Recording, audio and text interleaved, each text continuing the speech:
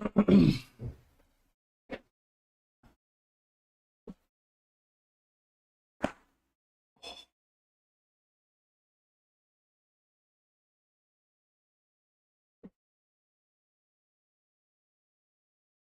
right, I'm back. I am sick. I'm sick. And I'm tired. Sick and tired of being sick and tired. But I am actually under the weather, unfortunately. Not feel very good, but it is what it is.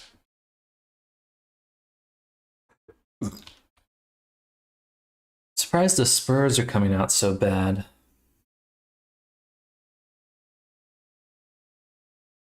Hmm.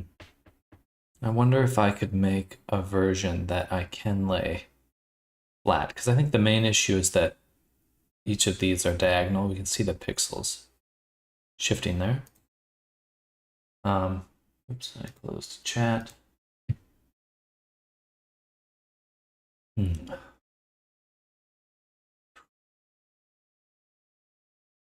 Hello, Toffee. Welcome back, Toffee.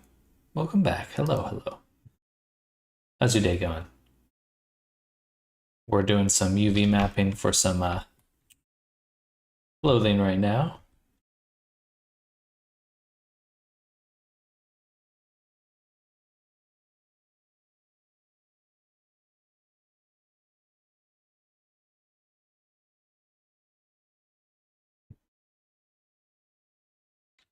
At least trying to figure it out. I think what we'll do instead of what we've done right now, first is separate this or unwrap it. That's not very nice how that's been done. So I think what I'm gonna do. Having a good day. How are you doing? I'm doing. Well, I'm sick. So unfortunately, I'm struggling a little bit, but moving slow, moving slow. Um, I think I'll be fine towards the end of the day, but right now I'm just a little low energy. Um, let's try this.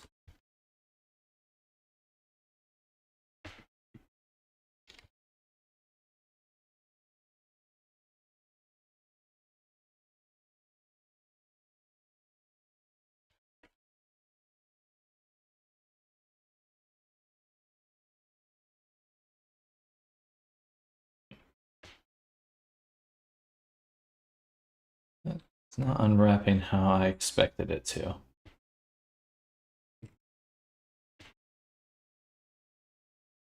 I guess I would want these ones as well to be.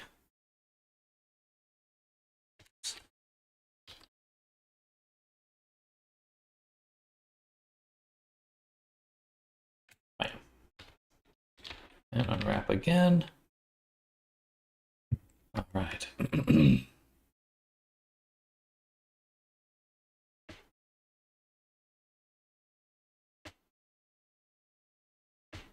Should be able to then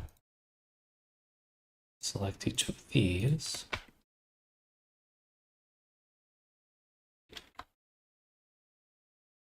Let's see. That would be this section. Straighten. There we go. Nice, that looks good.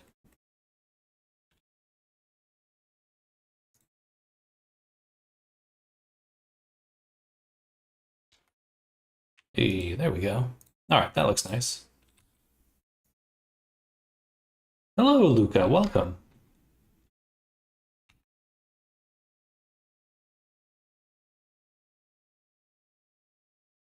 And Zoom. Hello. Good morning, Zoom. Good morning, everyone. Hope you're all having a good start to your day. I'm a little bit under the weather today, so forgive me for being a little lethargic, a little slow.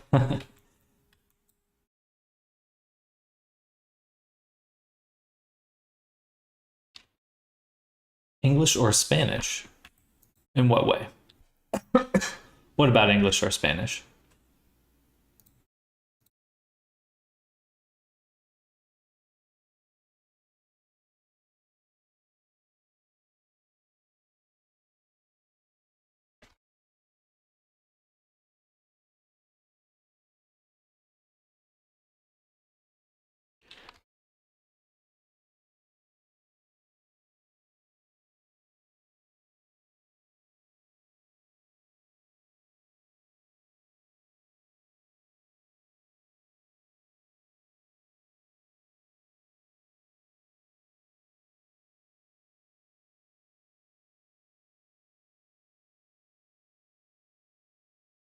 Hmm. How fares life? Just struggling through the cold. Through a cold right now. I have a sore throat and a runny nose right now. But today's the first, where we're starting up a new class today. So I won't be streaming this afternoon, but I will be doing a class. So I'm excited for that.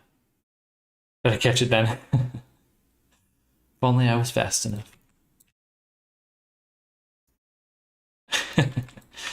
But how about you? How goes your work?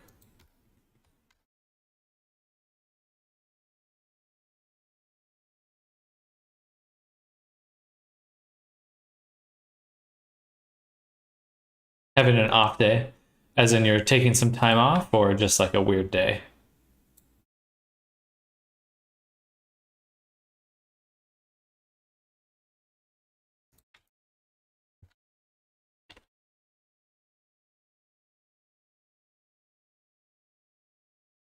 Very non-productive day. I feel you there. I feel you there.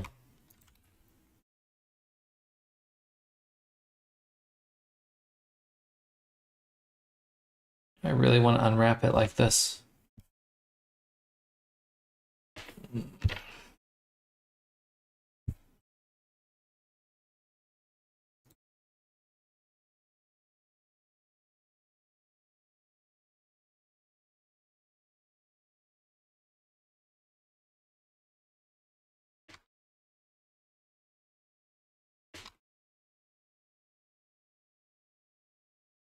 Give it a shot.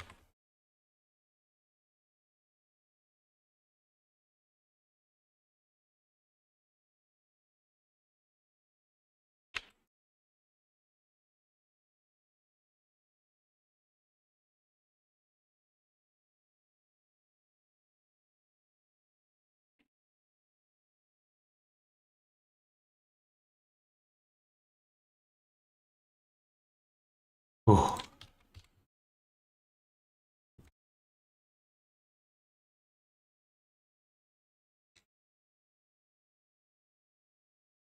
Whoop-a-doob. That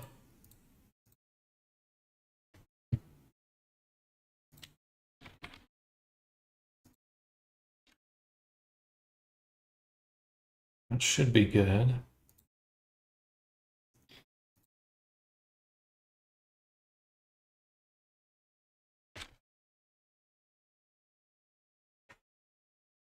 Hello, Snardum. Good morning. Mm. Ugh. Ugh. Excuse me. I just get rid of baking the normals on these entirely.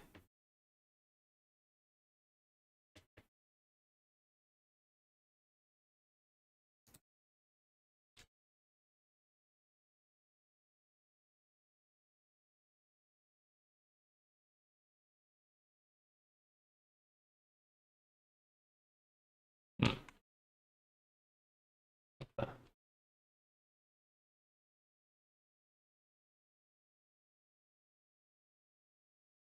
This looks so bad.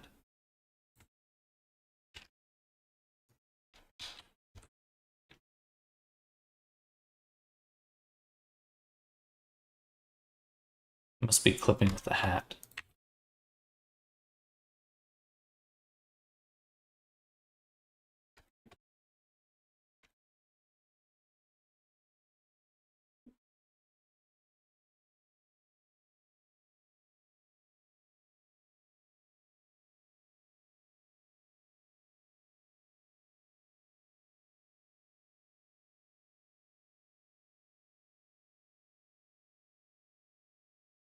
Oh, yeah. I'm sick today. Not an ideal time to get sick. Was Jamie Oliver coming by? Or are you going to bake some more first? Who's Jamie Oliver? Jamie Oliver.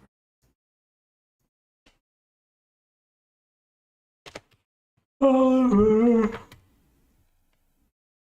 A baker?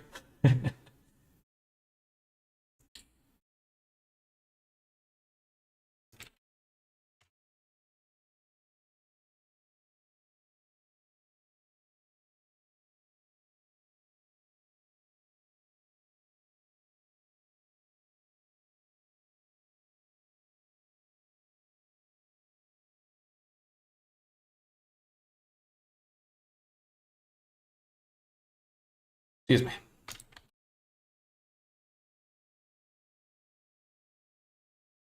All right. Things are starting to look good here. Don't want the casual, just want the baker. And I guess we gotta rebake now.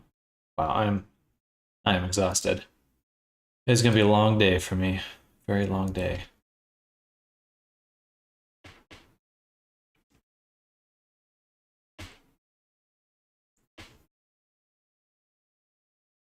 I'd rather hang out with Gordon Ramsay.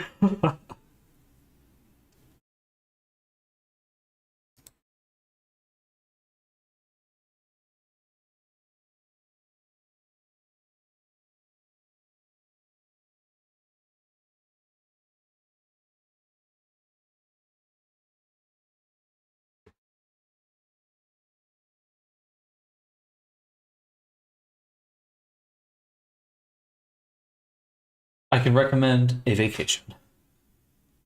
I like that. I like that. Someday. Some days.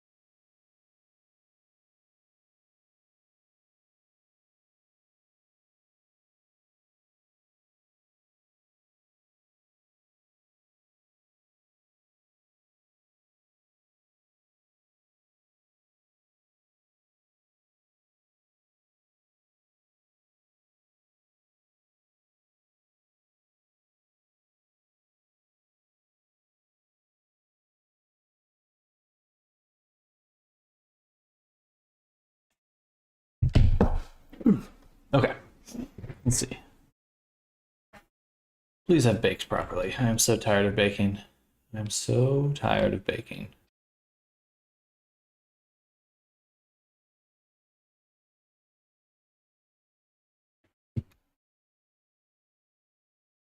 Slightly better. We're going to get rid of the normal map here. Let's rely on the, right, the hat. Fuck. Why is the hat so messed up? I don't quite understand. Is it the UV map? I don't think so. It's pretty even UVs.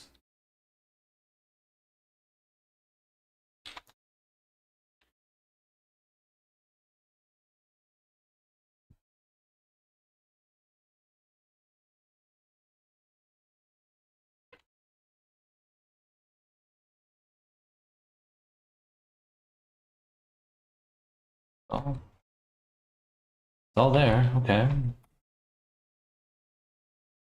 And when it comes to the high poly, here, it's not even clipping through it in the same way. Do we have the wrong high poly?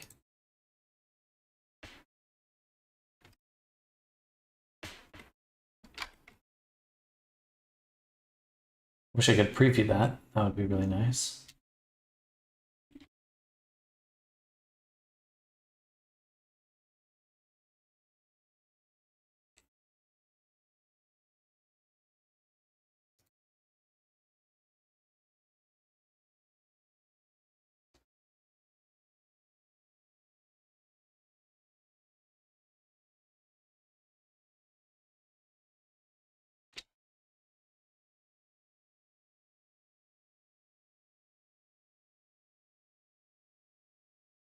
Loading, loading, loading.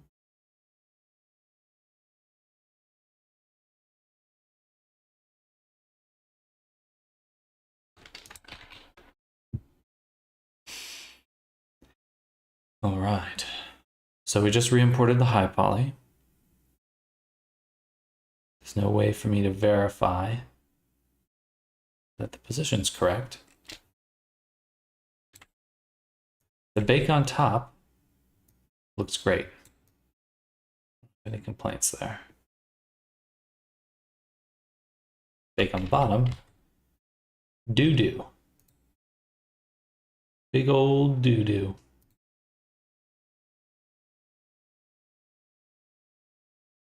But the normals are going the right way.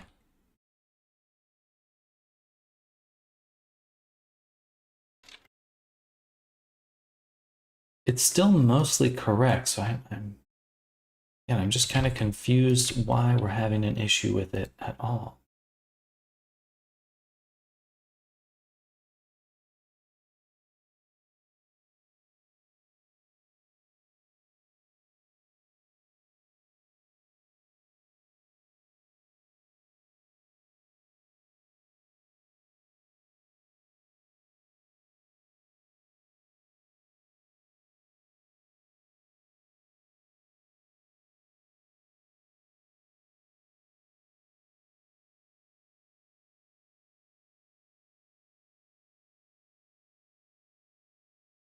Gray distances.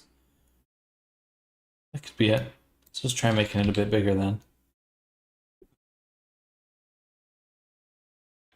Let's give it a little bit more juice.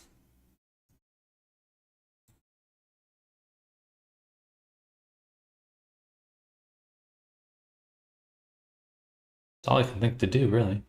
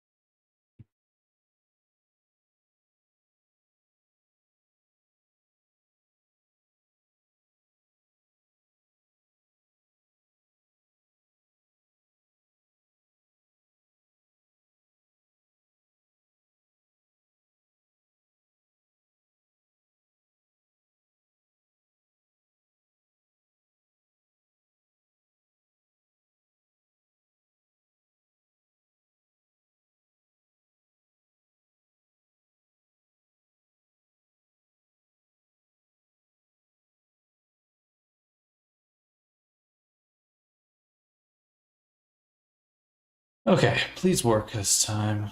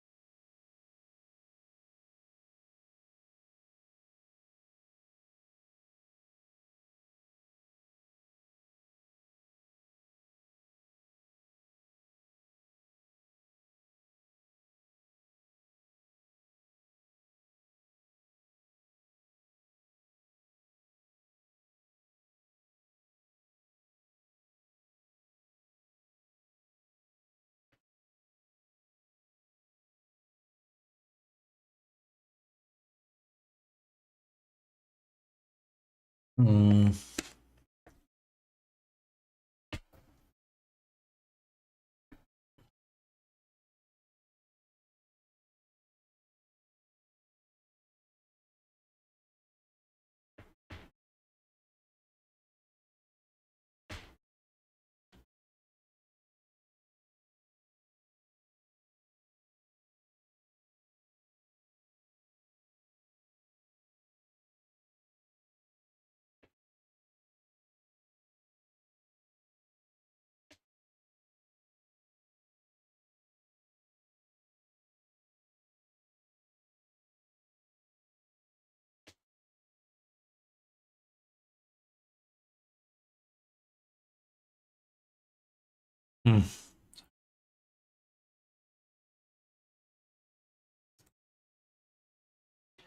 Please. It's still bad. Still bad in the same way. Interesting.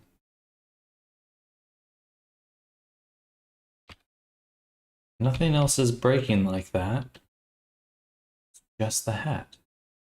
Maybe the scaling is off.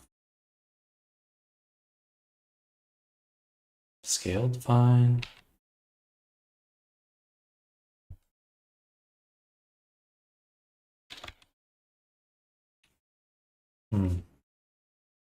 The normals are definitely going the right way, otherwise it'd be inside out.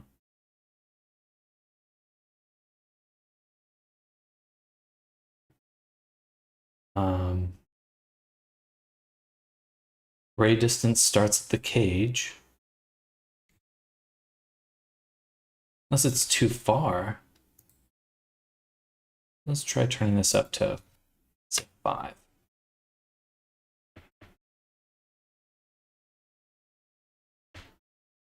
It is a separate object for the low poly. The cage is a single object.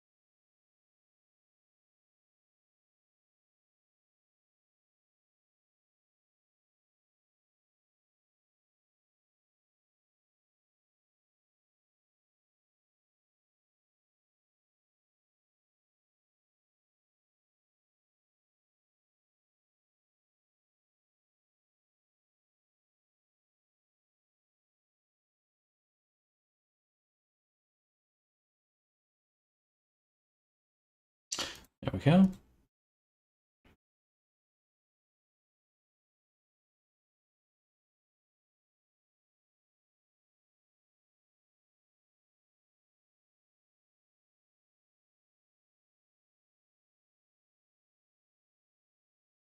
Oh, I have no ideas for now. I was typing a lot without any answers, so no, out of ideas. I'm not sure either. I think you're right with the first one. The ray distance seems the most likely. But we're still getting it.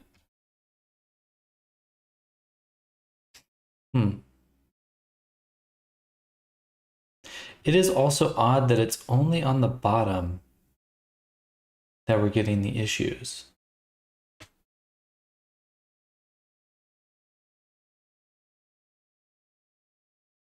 Isn't that strange? I feel like that's strange.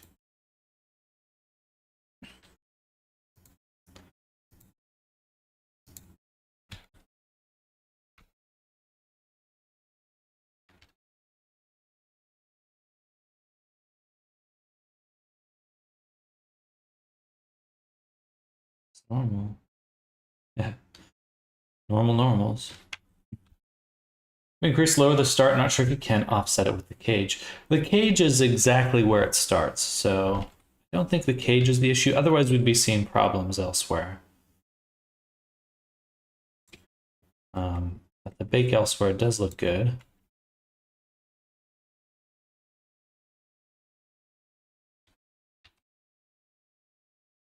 It's got to be the high poly. Isn't it weird? It just kind of cuts through right here. In fact, where is this edge right here coming from? Oh, I wonder... No. Okay, well, maybe for the high poly.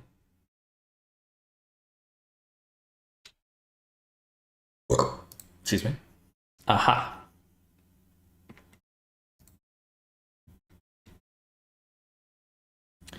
It is.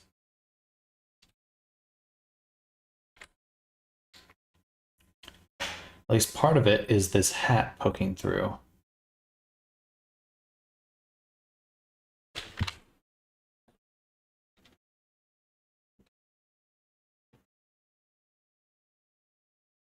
Hmm.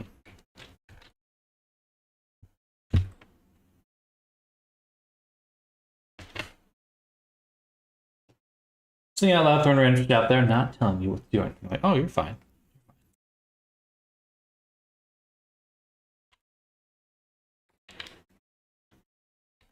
So what if I attempted to just slice it? No, no slicing.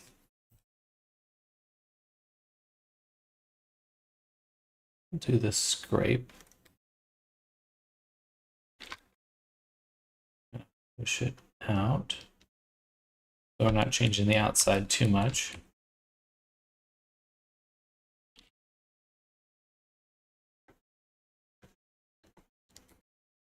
All right, that should at least fix that.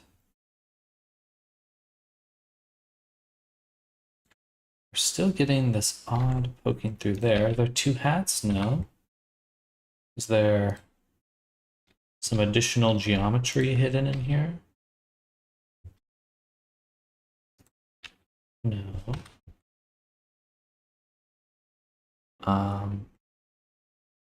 Maybe because it's sampling the wrong object, it gets confused.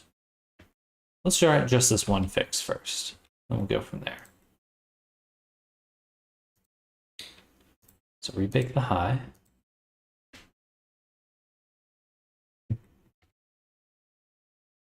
We import the high.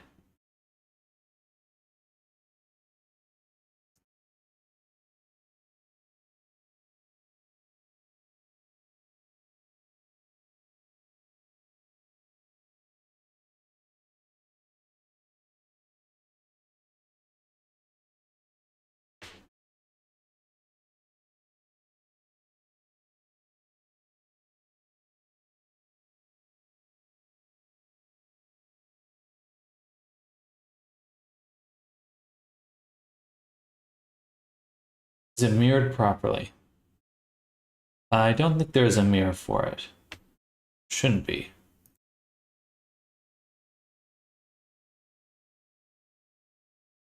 Maybe there's one on the hat, though. And what if there's two hats in here?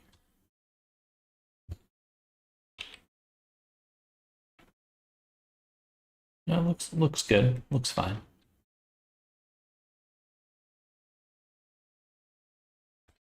That could have been a possibility, though.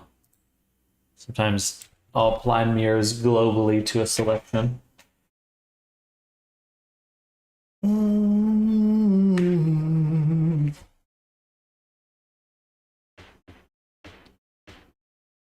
It's not mirrored.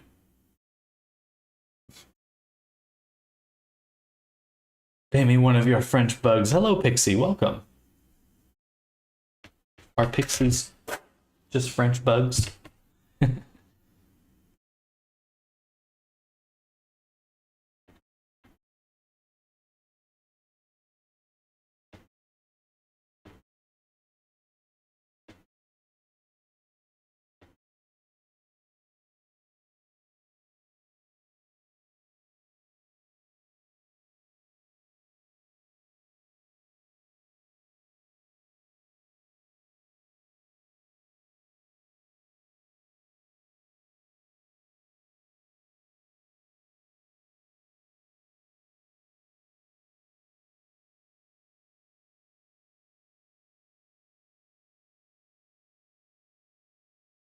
Hit me like one of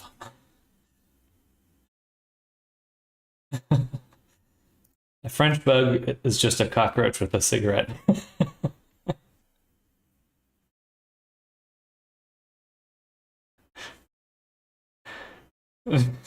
Just kidding.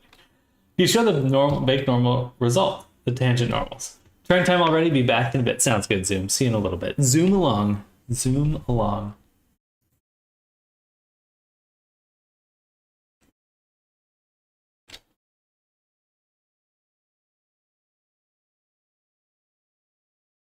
Okay, so it did get rid of a little bit of that.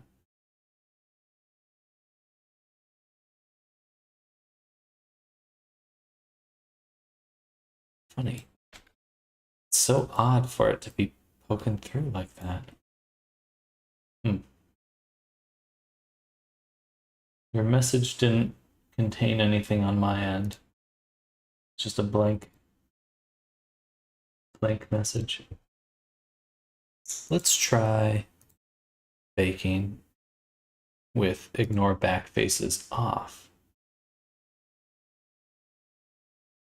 Oh, there it goes. Now it came through. Cute.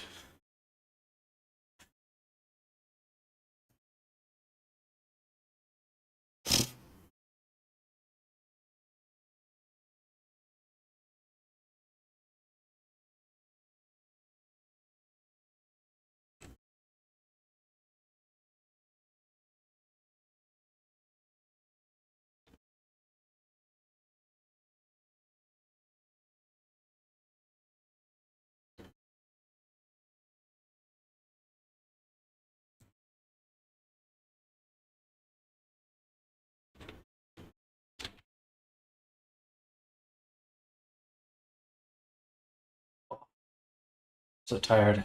I'm a little sick today.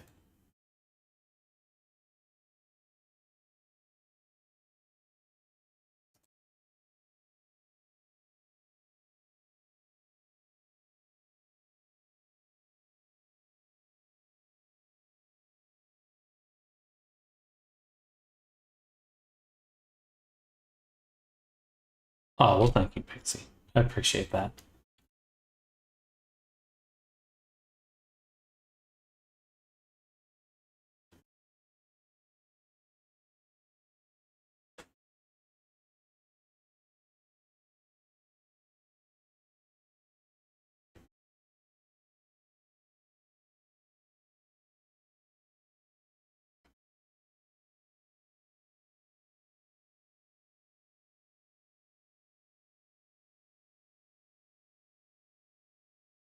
Eat water, drink vitamins, get well, calm down with the Red Bull plus blender all-nighters. I do have a Red Bull waiting for me. Interesting, that didn't change it at all. I would expect that the sampling hits the high poly and the same. It's so strange. I don't know what's going on with this hat. What the fuck? Oh, unless they are overlapping. That is definitely an option. That is probably what's happening. Let me go in here, select the low poly only, mesh it. No, I mean, it looks fine. I don't see any overlapping. I don't see any overlapping. Scaling it up by 10 times? That might be a good call. Yeah, let's give that a shot. So we'll scale 0.6 the sculpt. Scale all of it. So I'll do the sculpt first.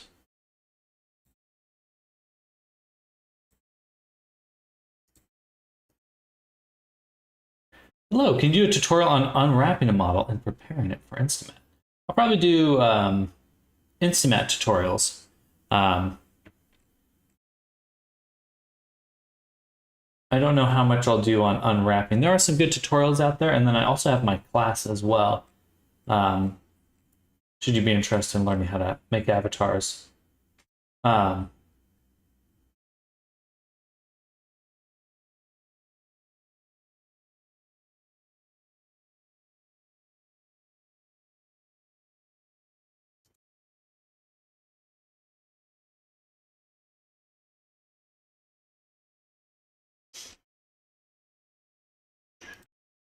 All right, sculpt's done.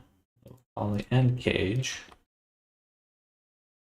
Interesting. There shouldn't be any interference there. Just from a distance. Just from a distance.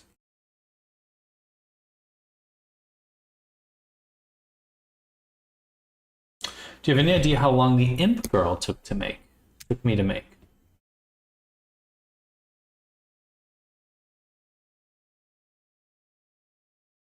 Maybe like 2 weeks. I think so.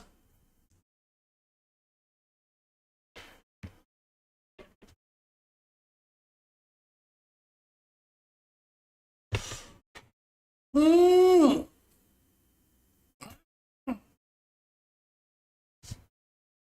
Oh. Oh. All right, let's try re-importing everything one more time.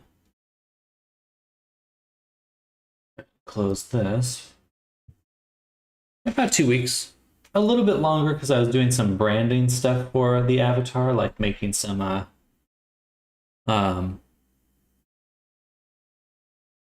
product images, things like that. So it's a little skewed, but not too dissimilar.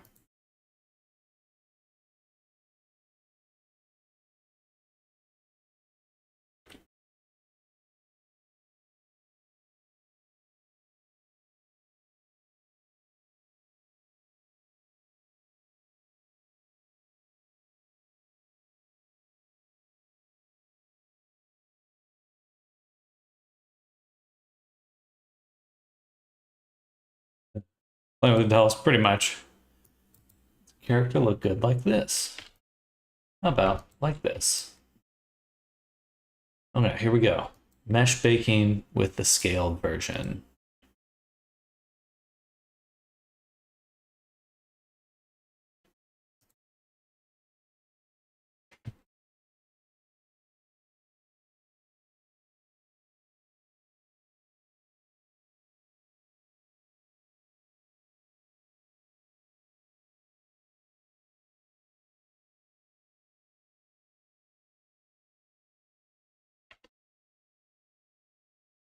Got some electromagnetism. Hmm. Electrolytes. Actually holding breath.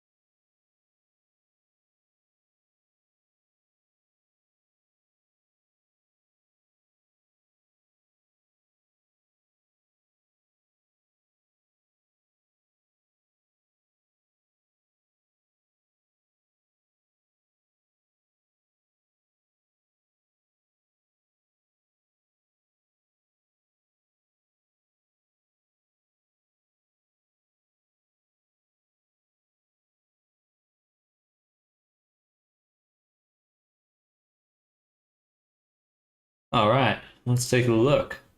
It is worse. Huh, I'm surprised it's so much worse.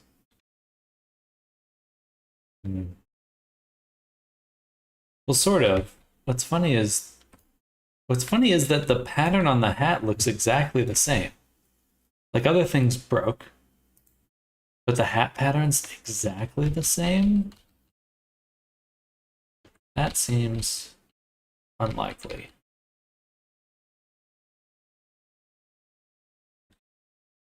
That seems weird.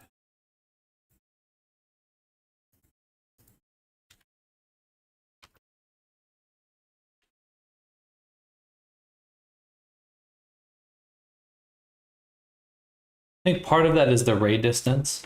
I probably needed to increase the ray distance a little bit. Well, no, I would have expected it to go farther. Scale up. I mean, it's all proportional, so it should have been the same. But the cage did change in size when I grew it. Would have gotten a lot closer to the body, which it did.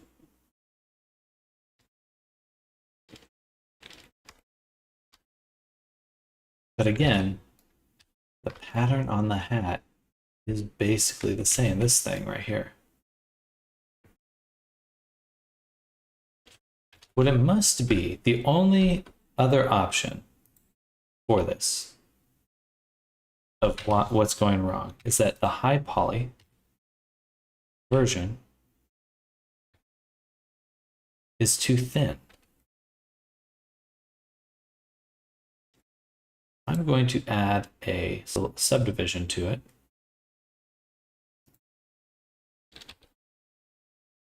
Now it's going to be very, very dense.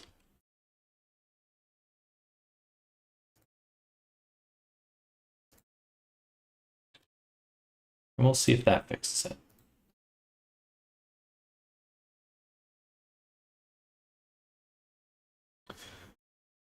Yeah, your float 0.0001 will now be better, more precise, readable for other programs. Or, well, that was the idea. High poly, low poly versions. Yeah, so so basically, one version is what's actually going to go in the game, and then this purple version is very, very dense, very detailed. Too much to go into the game, but very useful for painting. Actually, we need to re-export it right now. Oh, I did not notice this before.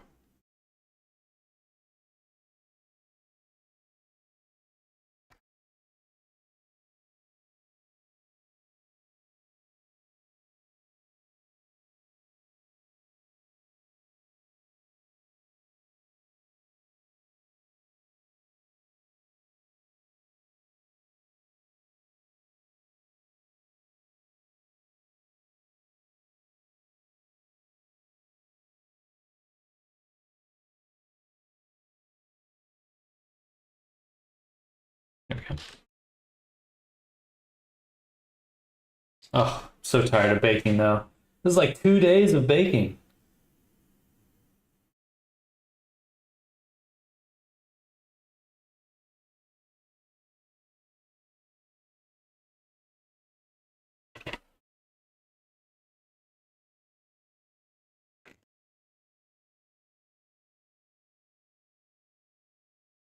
No more baking, please, please.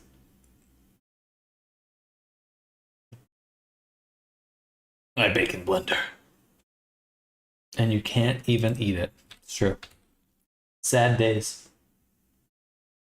Actually, now that I know I can use geometry nodes to create these other objects, I may try baking with Blender again because, especially for the ambient occlusion,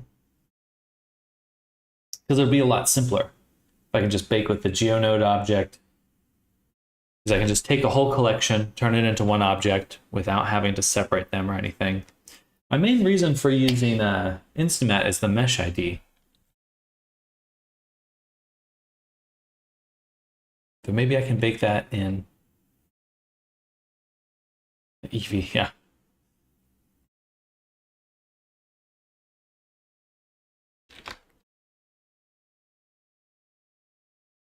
All right, exported the sculpt. Low poly gauge.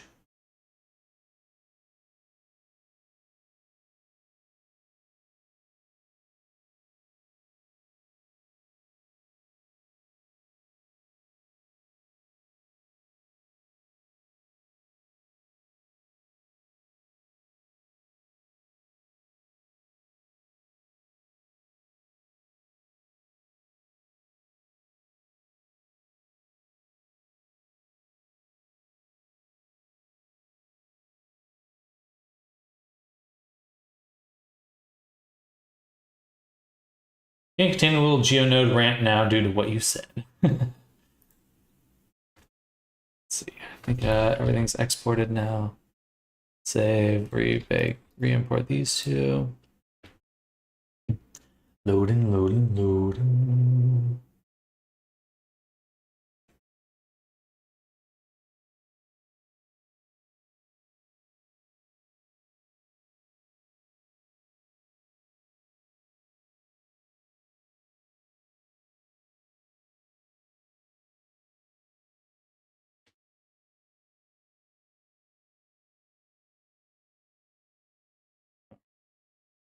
Should be loaded now. Why I wanted EVGO nodes. You can be in Blender. You can drag your model onto your node as a source. Displayed as a flat unwrapped model. You can paint it, paint in 3D, do whatever, bake the plate. You've seen Slash use the unwrapped node before, I think, but that's pretty much the whole start.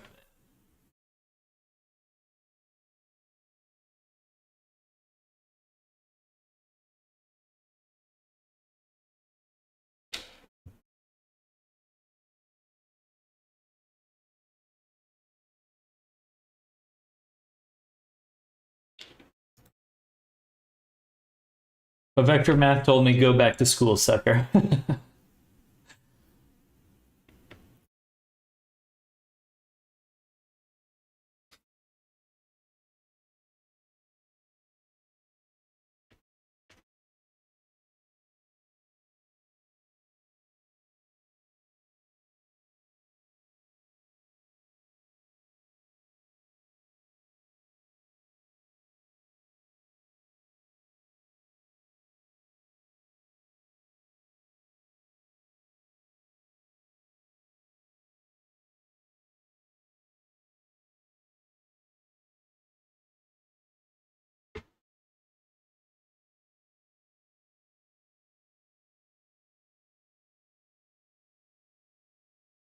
Alrighty.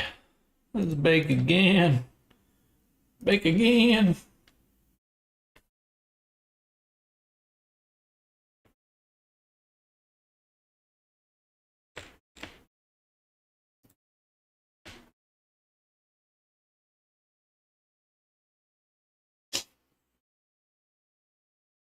Thought that was the new bake.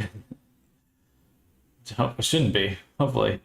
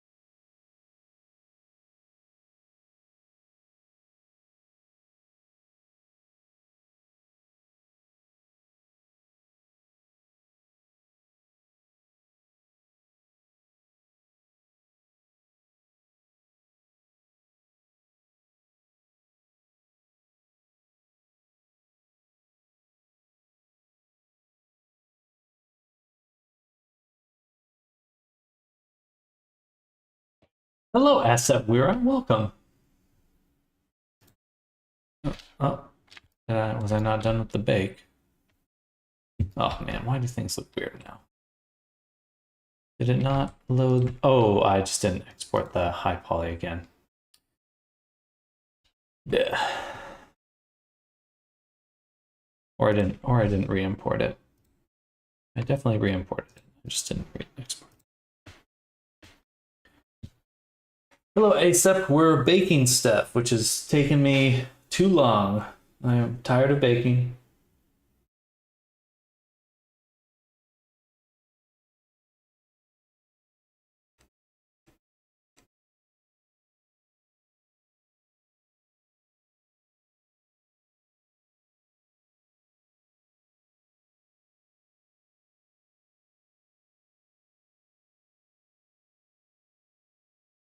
Stop scaring us. We want to see the normals. Let's close this. Oh. What am I making now and why did I make it? We're making a cowboy outfit for our client's character, this dog guy. And right now we're in the process of creating textures for him and getting him ready to paint. But it's questioning the why right now. Why?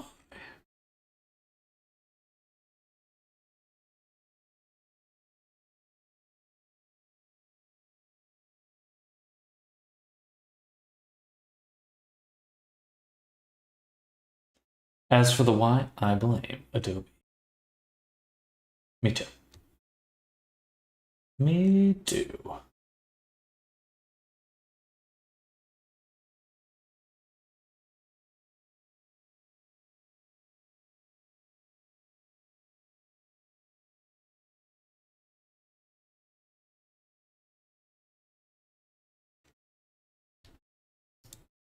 Loading.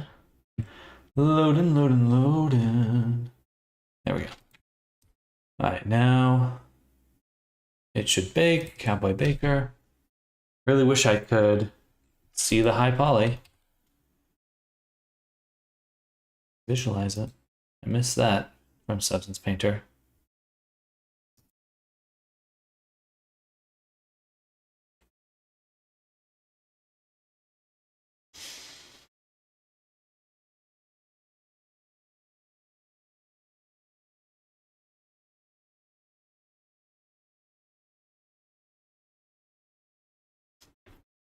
I would specifically look up tutorials about unwrapping.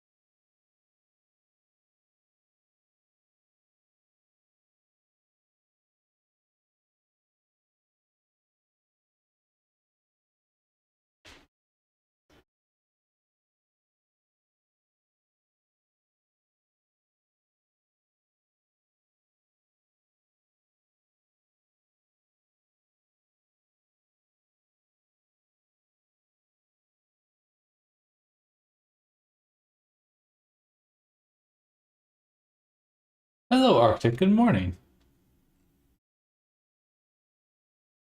Good morning.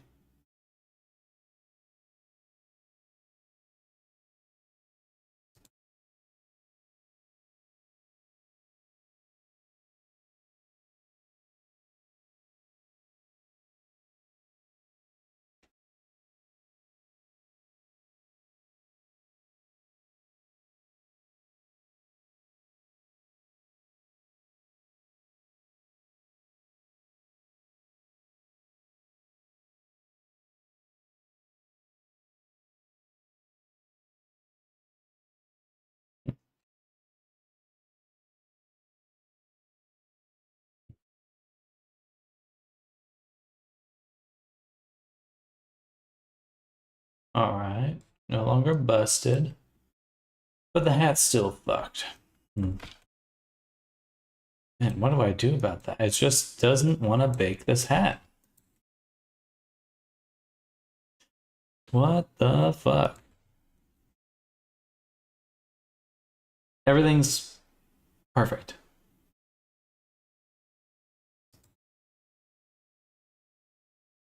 There's something hidden in here.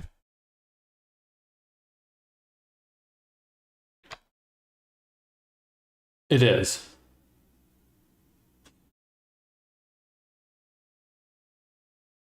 But it shouldn't be that far. I mean, it's from here to here, right? From this point inwards.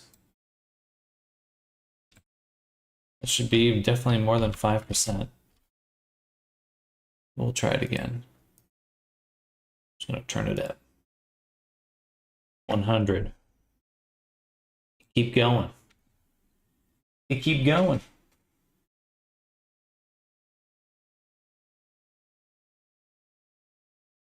I don't like the min value because it'll push, like for a crevice, the shell comes out, it'll push one of the edges back out. So,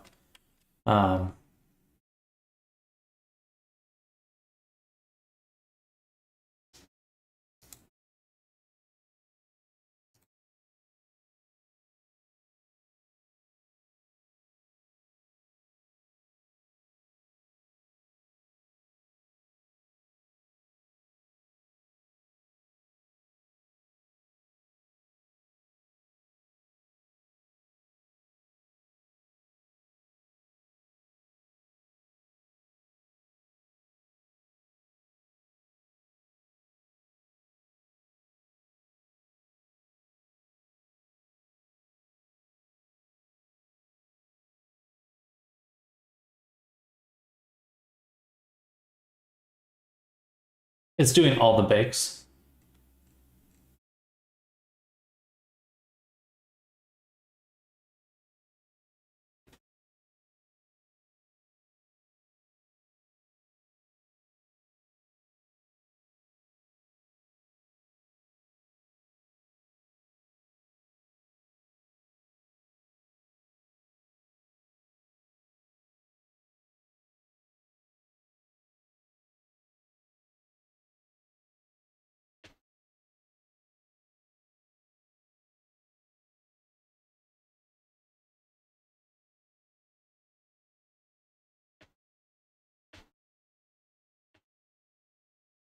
You can control which bakes are coming in and out.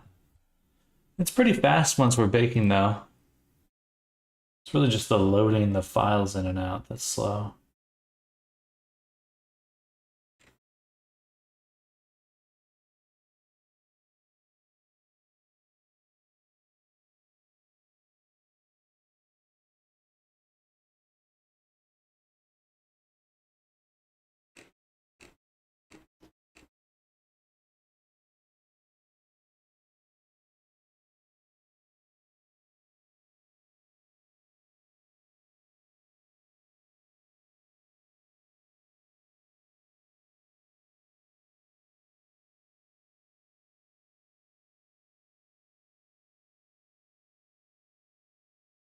Ray distance still not having any impact.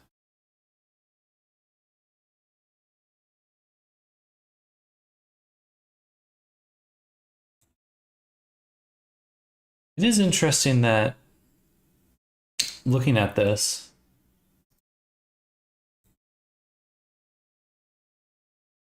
we do get it symmetrical. We do see symmetrical issues here and there.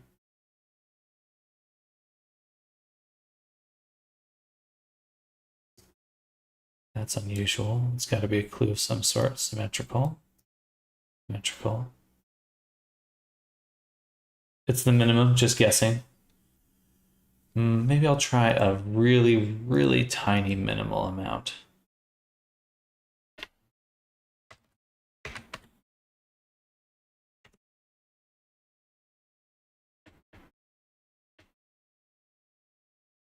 Gonna make the switch today and download Instamat because Adobe is trash. Fair?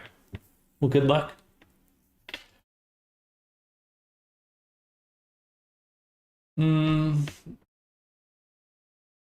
I don't want it to move. I think it'd be more of a glitch or an error at this point. I don't want the ray to actually move. Which is probably not that high, so 0.0001 is nothing.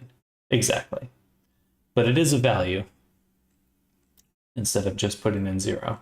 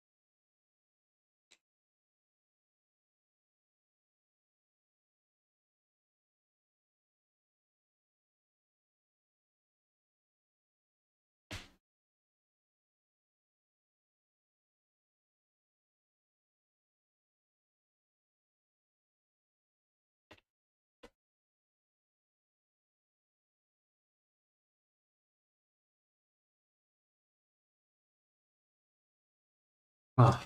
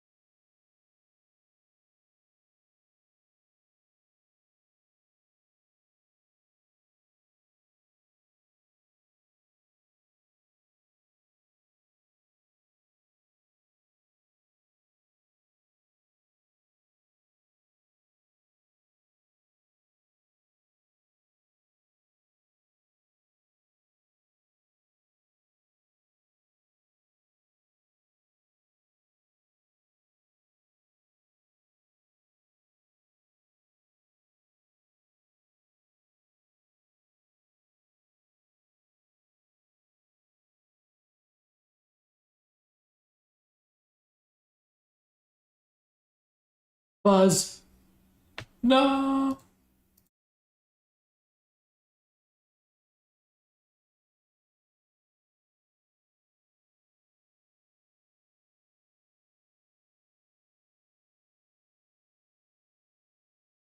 Yeah.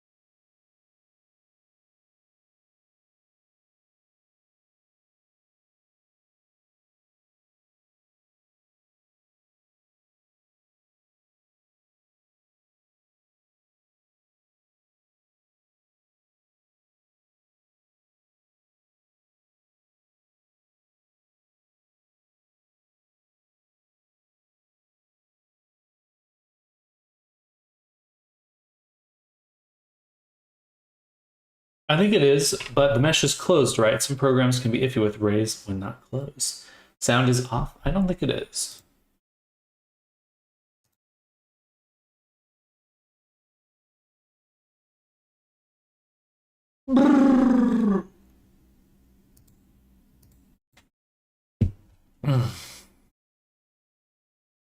That did change it.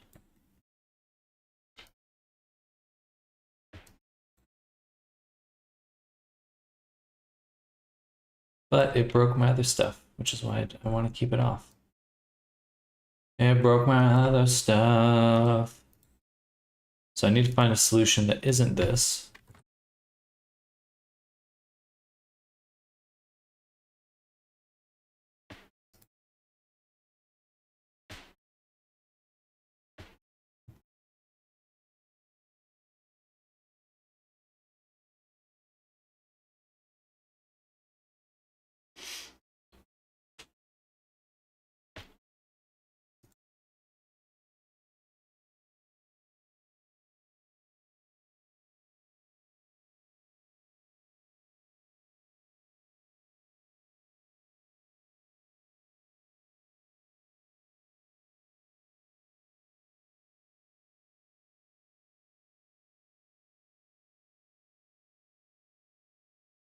Let's just exaggerate the cage to an absurd degree. What happens if it's just over the top? What does it look like then?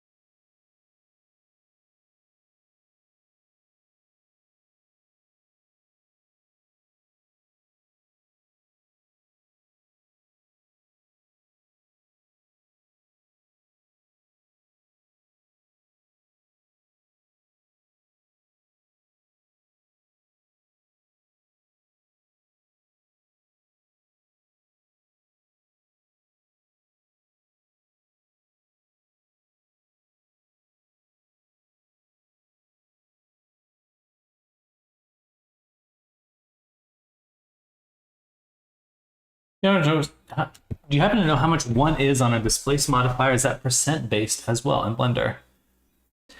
It's scaled by the scale of the mesh, but it should be actually 1 meter.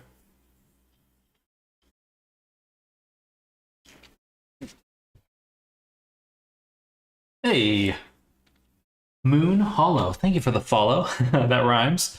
Welcome, welcome. We're doing some baking right now, or trying to.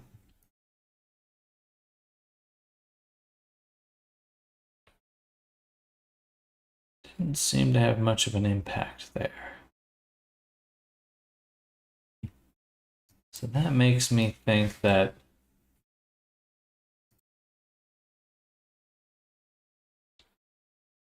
it must be the sculpt that's the issue.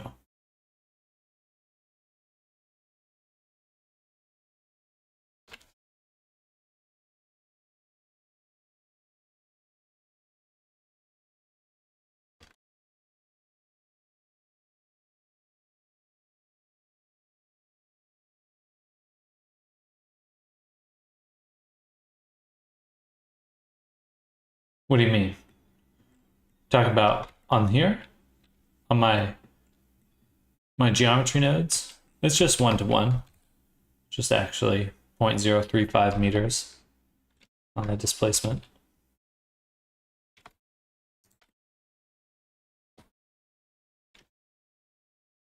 Gotcha.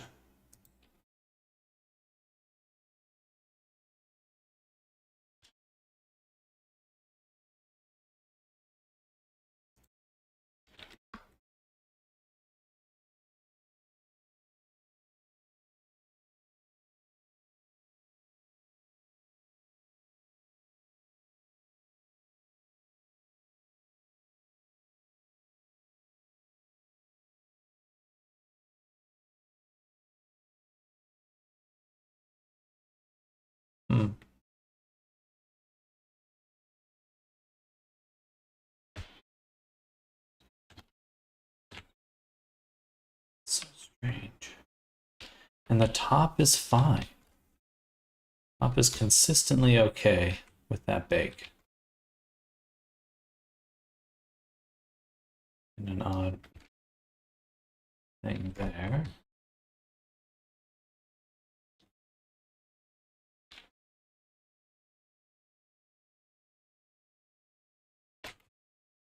Ay, ay, ay. This is taking forever.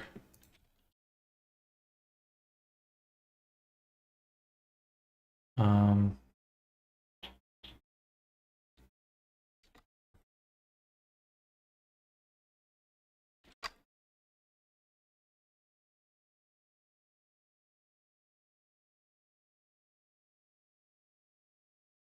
hmm.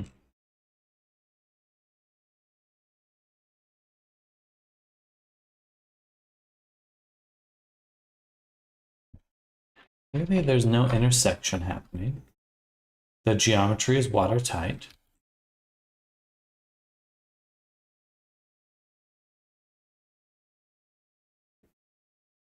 Or is it? Let's double check. It's not watertight because I did remove this chunk here.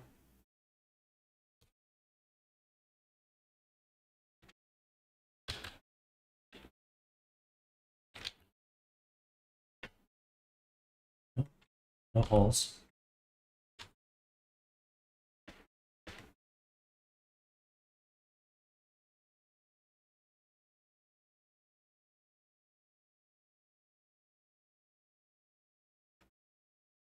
Subdivided 2 more times. Hello, Rescats. I think we would lose Blender. I think Blender would crash at that point.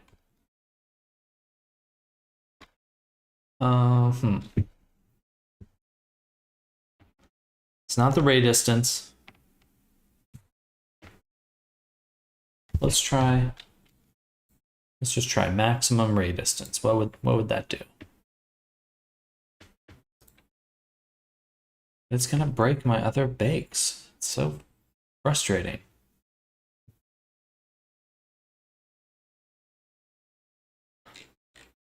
Or other parts of the bake.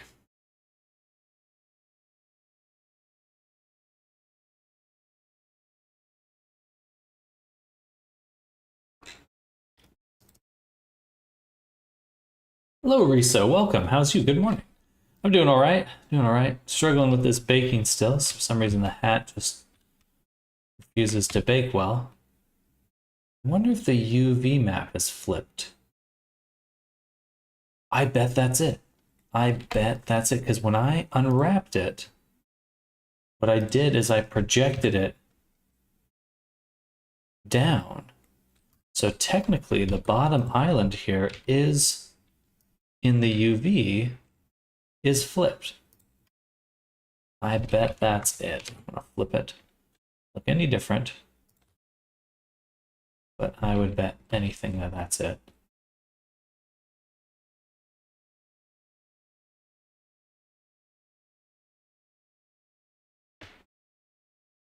Two.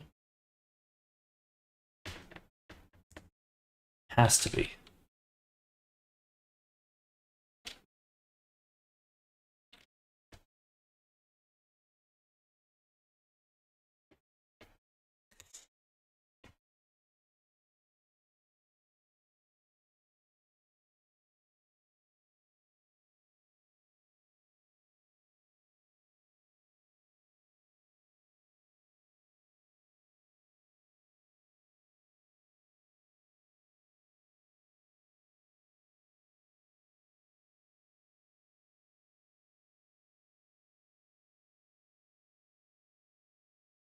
Hmm.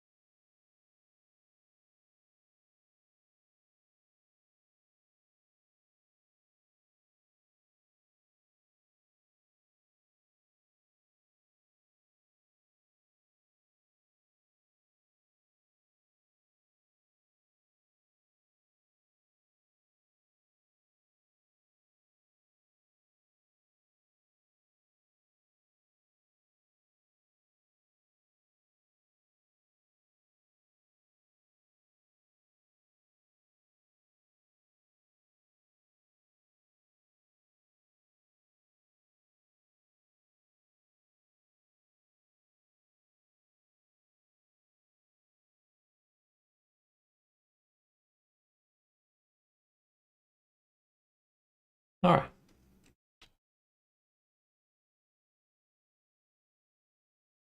Oh.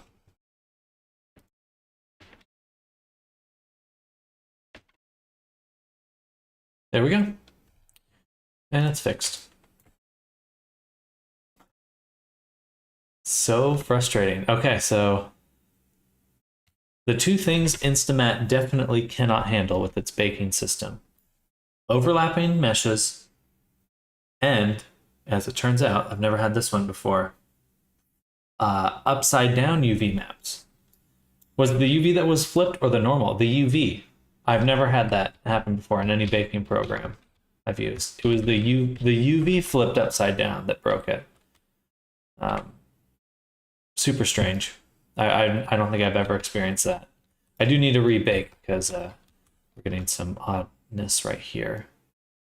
A little bit of stretching. But now we know. Now we know. The magic. The magic. And we can set this back to 0.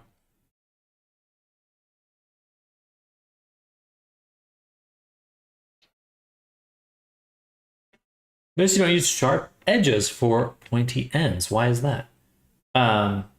Sharp edges for pointy ends. I don't need. If I'm going to use sharp edges, that's not for baking. I don't bake with sharp edges. I only use sharp edges if the model in game, in Unity or something, needed to be very sharp. And I may actually do that on the spurs of this model here because they're not baking super well because it's kind of a rounded UV island. Like these are not baking very nicely. So I'll probably remove the bake for the spurs, just the spur objects. I mean the actual, this thing, spinny thing, and then use flat or sharp edges on it. But for me, there's not a need to bake with that. And a lot of times sharp edges will make your bakes a little weird. They tend to pixelate along sharp edges if your low poly has it. If your low poly has the sharp edge too. All right. Let's turn on that sculpt. I'm going to go back into weight paint for hat here. We're actually going to get rid of everything and then bring it back just slightly.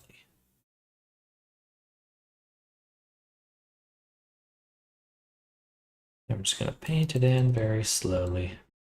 So I want it to be as close to the mesh as possible.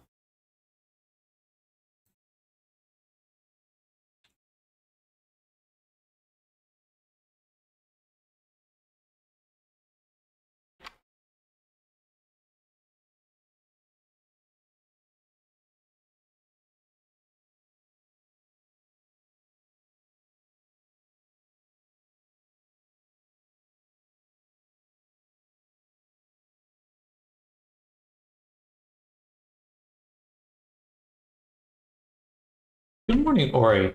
How's it going? Trying to get my day started, but I'm detoxing coffee, so it's a struggle. I relate. I relate. I have a Red Bull in the fridge that I feel is calling my name. And I have to stay strong. I have to resist. I must resist.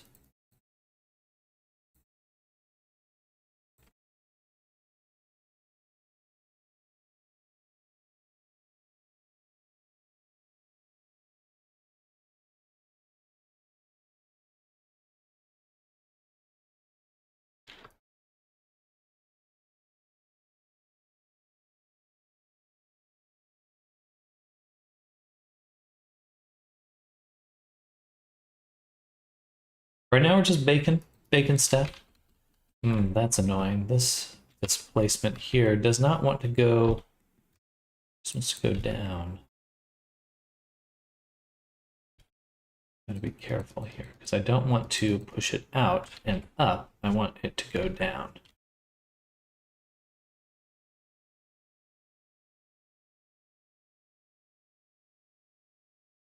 Try hot tea. I use chai tea as a coffee replacement. Been really getting into matcha lately. I like a dirty matcha, which is a shot of espresso and then a matcha. It's pretty good, honestly. A little strong, but keeping me going for most of the day. If I wasn't sick, I would be probably chugging one of those down right now.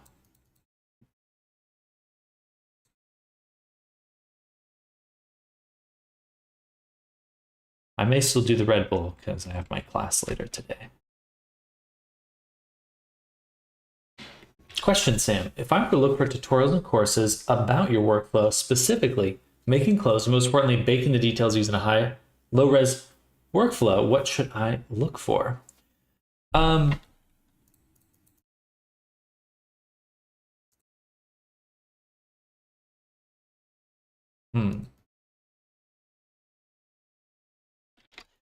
So it kind of depends. I feel like you could just look for those workflows. I wouldn't feel like there's gonna be a perfect tutorial for if you're looking at if you're looking for tutorials. Certainly I have my classes. But if you are out there looking for a tutorial, there's not a lot that's like specifically made with VR chat in mind. You're mostly gonna want to look up video game creation, whatever that means. You just want to like look up specifically character workflows, and that's pretty universal. So you should find something good there.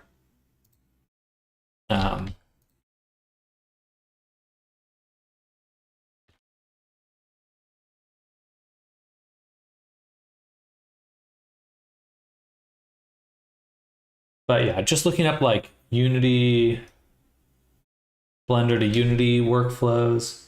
Mostly interested on the part where you use multi-res modifier and then use a cage to bake the details. The cage part is super unknown to me. Oh, we cover that in your course. In my advanced course, I will, but I can just give you an overview. Basically, your cage needs to share the same UV map. So when I'm making my cage right now, in here, so this is the cage object right here. And all it is a little geometry nodes object, and it just takes my collection, my low poly objects, and it just expands it a little bit. And that's it. Because all the cage is for is determining where the renderer starts your array. Because just like rendering an image, a cage is just rendering an image for your UV maps, right? So it's sending out all the rays, and the cage just tells it what pixel on my UV map are we sampling, and where should that start in 3D space.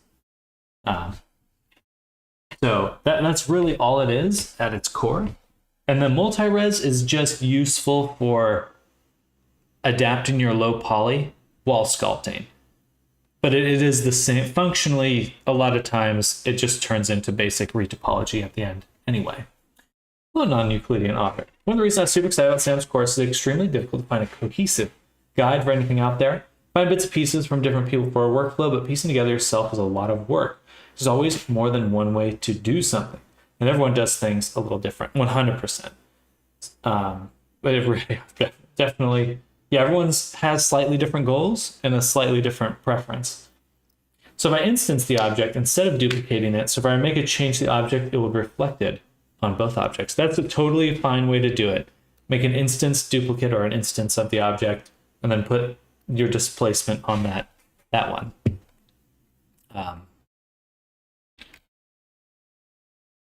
A lot of what the courses are for is for when things go wrong. Like courses and like it's easy to, in a general sense, understand what's supposed to happen,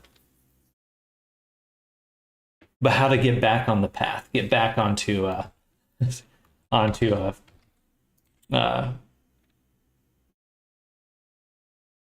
ensure that you're heading to the right destination. That is the tough part. Okay, I think we're gonna bake good now. I hope. I really would like to fix this brim here. If it doesn't fix, then we need a shape key.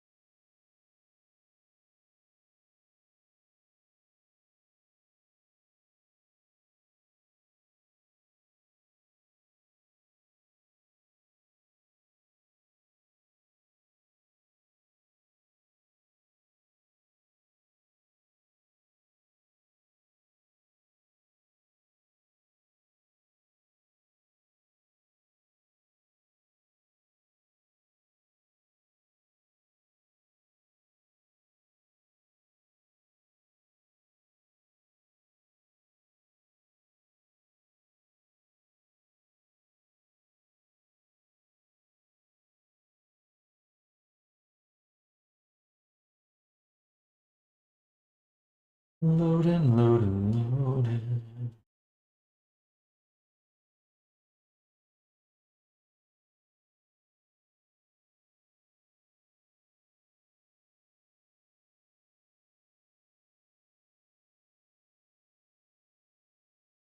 There we go.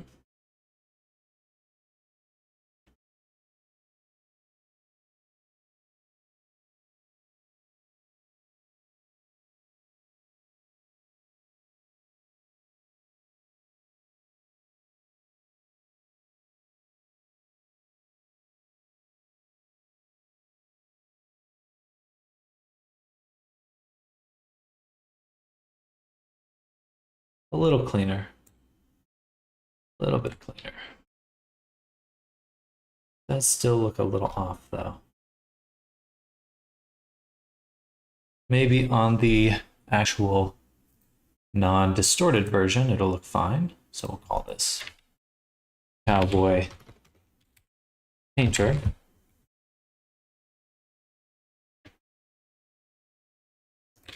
This one. Create project template. And then we just want to drop in all the cowboy stuff.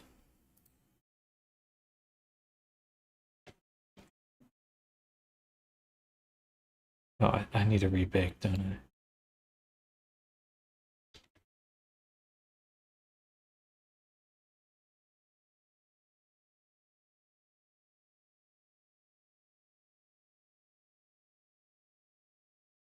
This is the non-distorted version.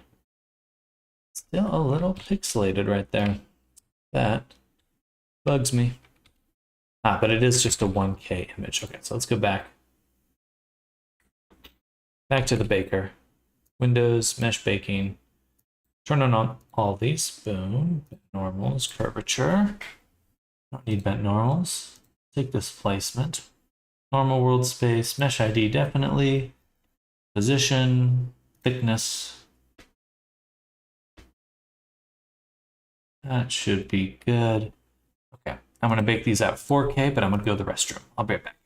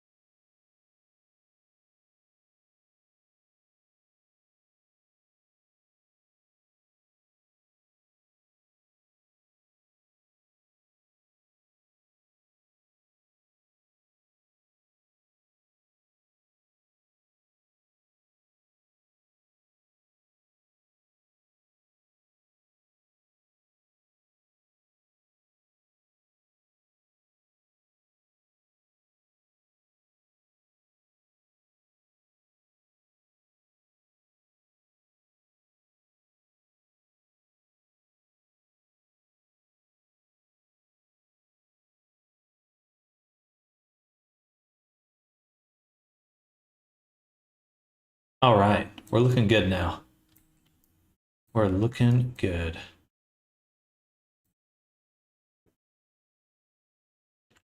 10-10 already. Well, we can start painting. Start blocking out these colors. But it's time. I am ready to move past baking.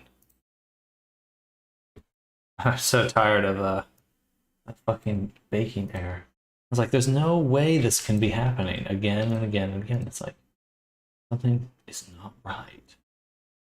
It's no good. But we did figure it out in the end. Nice.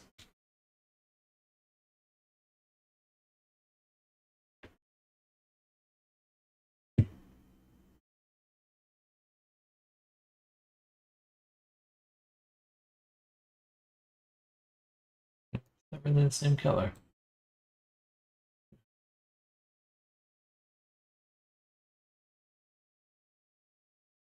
All right. This will be our base layer.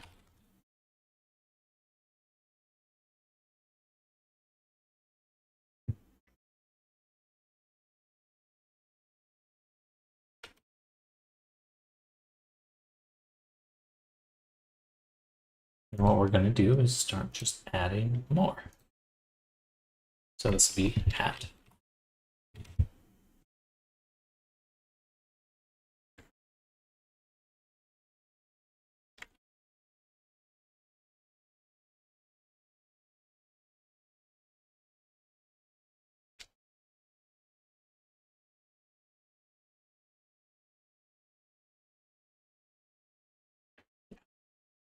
And we'll need to create a mask for this. So we'll make a new layer.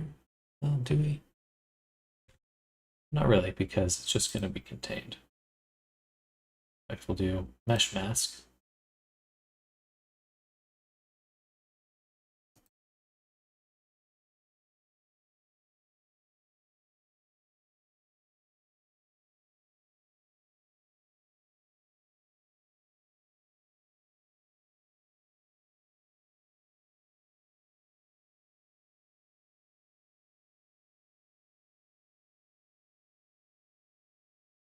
All right, there we go.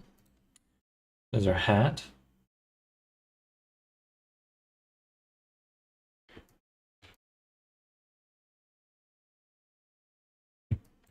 And inside of this, we'll take another layer. We'll call hat sash.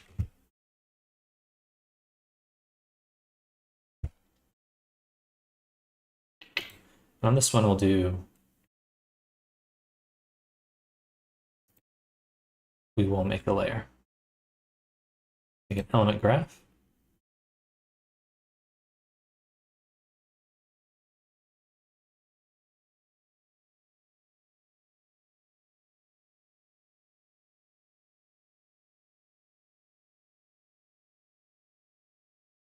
Bring in the cowboy baker. Drag out the mesh ID. Get the ID, mesh ID to mask.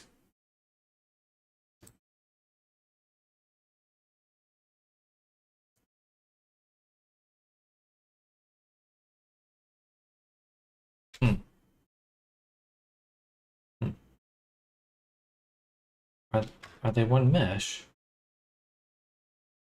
I don't think they are. We got two there.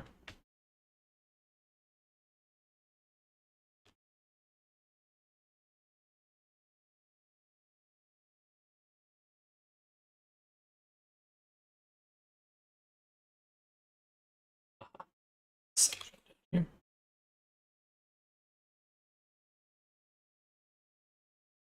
So the selection should be this one. And then to make sure it looks correct, we'll do a blur sharpen mask, which gets rid of the little speckles. Now going back to Painter, we can go ahead and make a projected mask, UV, and drag in our mask, cowboy Sash.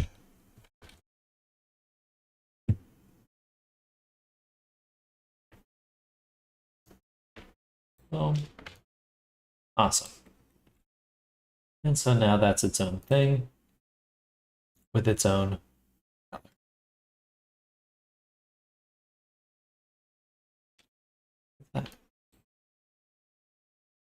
Awesome.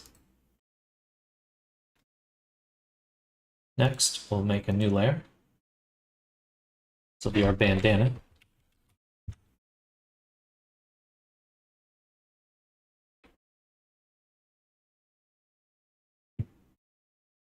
And add a mesh mask sample.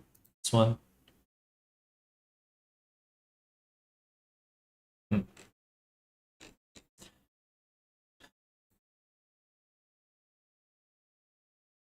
A little silly. I wish I could select all of them in one go.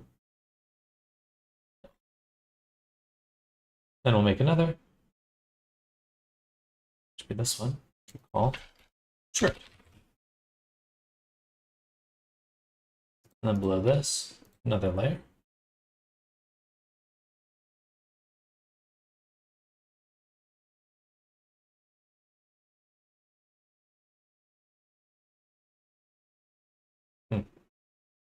I take it back. This one also needs a mesh ID.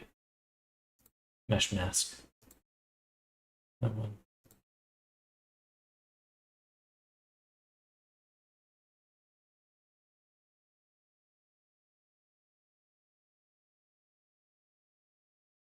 All right.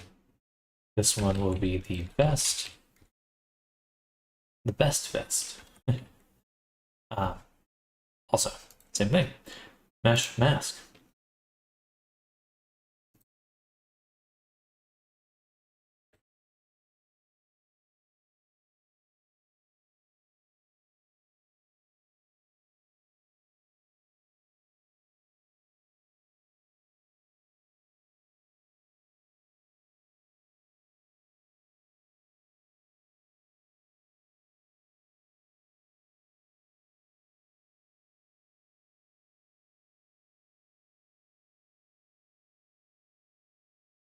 Sample this one.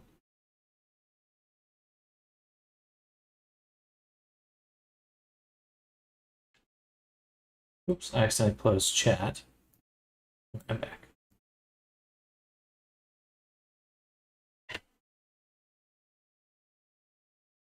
That's a lot of cubes. It is.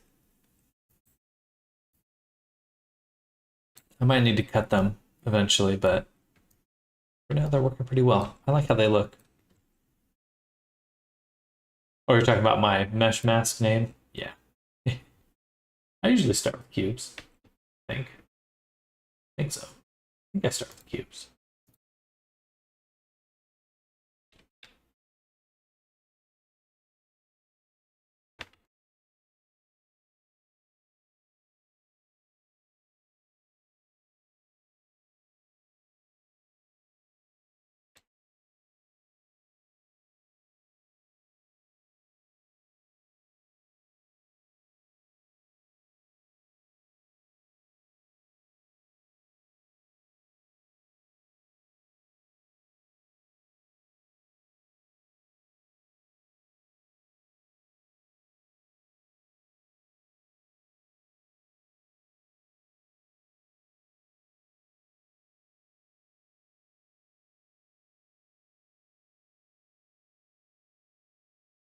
Worked hard on getting.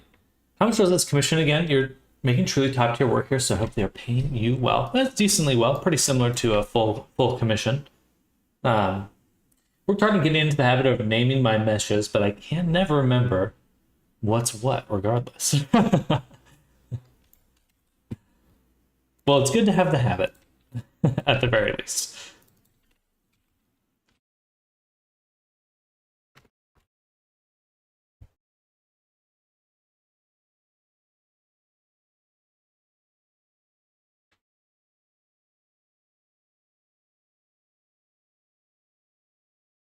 Game Nature for me, I'm pretty obsessed with order.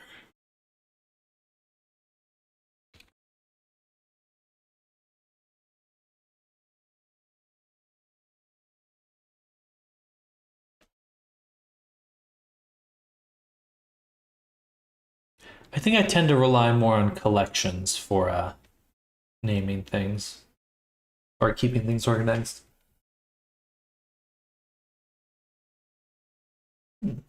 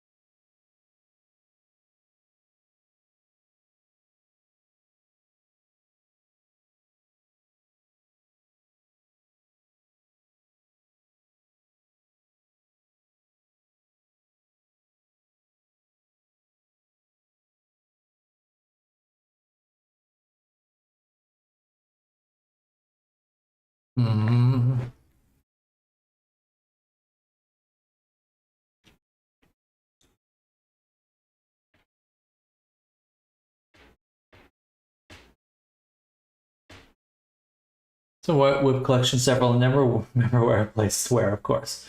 Those things you can auto mesh blend instead of cube by body teeth. Same. Remember the shortcut F2, which works well. Trying to work myself in the habit of being okay to ruin something, so I'm working with less and less objects, but instead I save backup blend files so my bigger projects have over 30 whips saved just in case. I'm the same way. I prefer not to have multiple versions of the same object in my oh, what happened? Why is this duplicated? See, I muted it. Multiple versions of the same object in the same blend file. That's when it gets really confusing for me.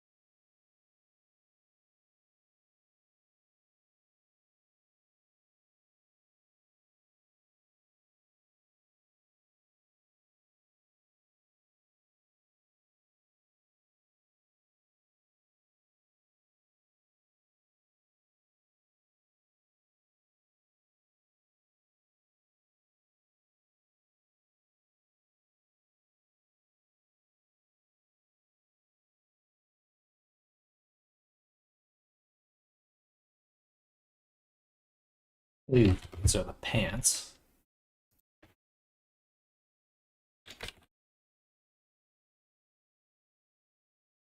I think I will make a pants mask using a graph instead. Yeah, we'll do pants for the whole thing. Just a mesh mask. I really wish I could turn these off a bit easier.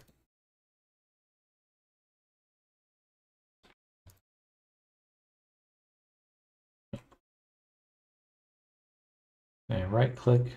Oh, deselect all meshes. Thank goodness. Okay. And then inside of this, we'll need a new layer. It'll be the chats.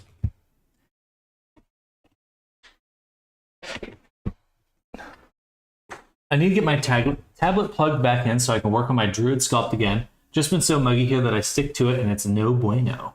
Can only do so much detail work with a mouse. Fair.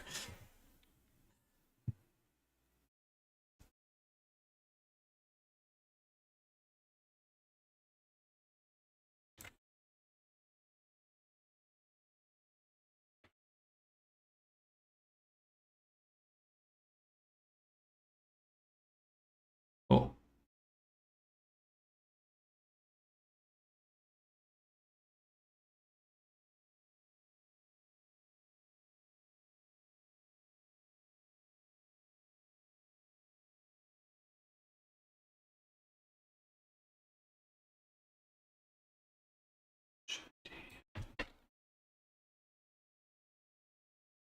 So close finished, it's painful. Want the sticky weather to bugger off. Take a look at this. Path tool feature request.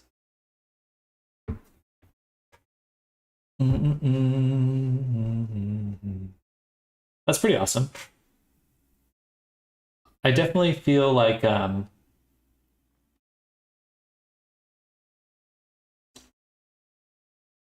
currently the easiest way to do something very similar is just to create a high poly seam. Especially with geometry nodes, it's pretty straightforward. Or in some ways, it's straightforward. Seriously makes me consider switching from Substance. I hope they do it. I do hope they switch it up. It would be nice.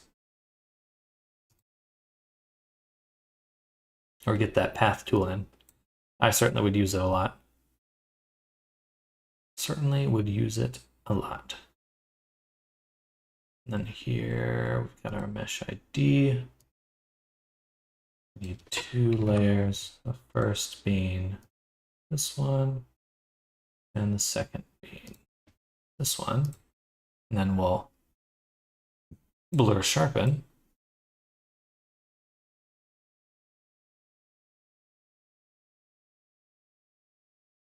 Go back to Cowboy Painter. I think in the long run, Instamat will be just as capable. It's just going to take time. The question is if they stay true to being a good company. Which so far they've got a good track record, but I mean, you never know fully.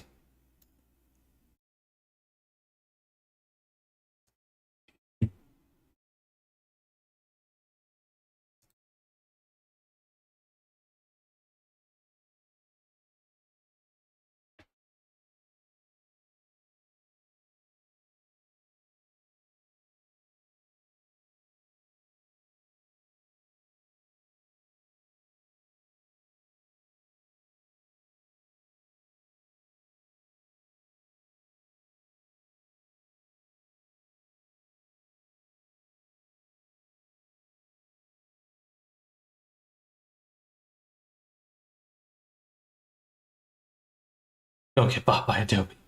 Path Tool is one of the reasons I'm still in Substance. I rely too much on it because it allows an unstructured workflow for me. I don't like using Paint Tool because the moment I paint something that's final, the Path Tool I can tweak it and make a poor stroke. I don't really like like relying on painting in and of itself. The more I work, the less I enjoy painting because it is imprecise. I feel like I don't want to have to rely on some stroke, like my hands having to perform well. I know exactly what I want. I just want to make that.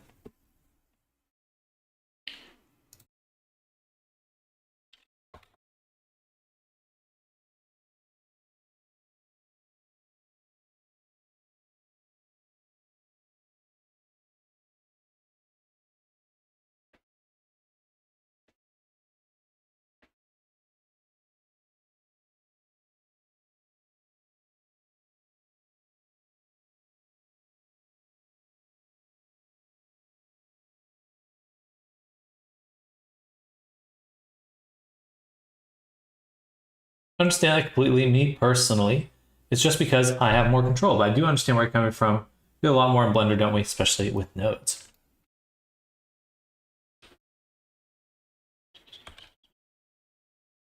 There we go. It's pretty good. Yeah, I love me some geometry nodes.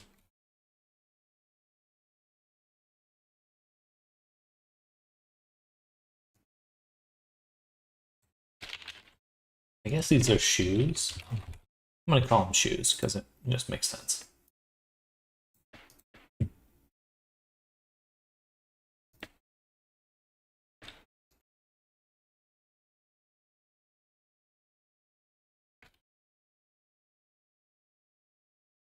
And these will be the what do they call them again? Not stirrups, they're spurs.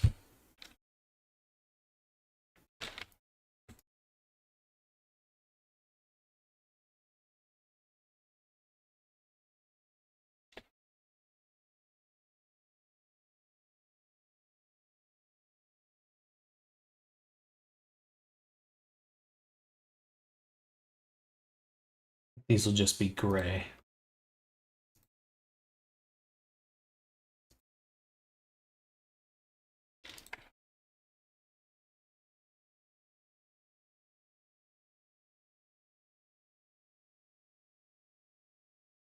All right, a few more things. We need the bullets and the buckle.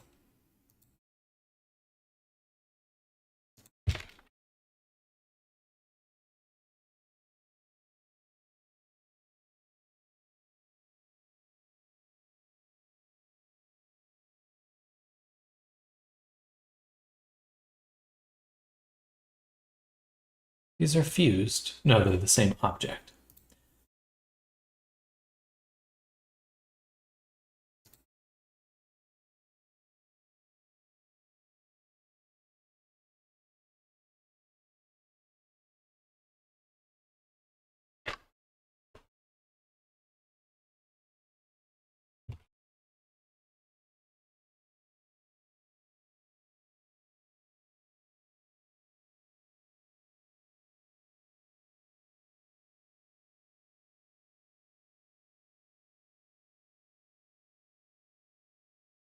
Which is of course the same exact color. Probably could have combined them, but no, I think it makes more sense to keep them separate.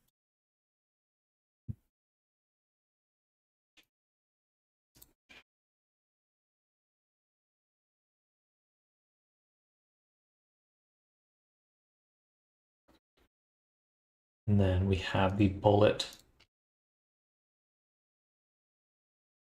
belt loop.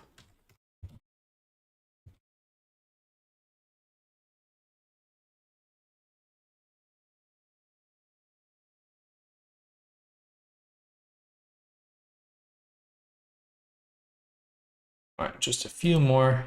We've got the tassels on the vest, which I'll just put here actually.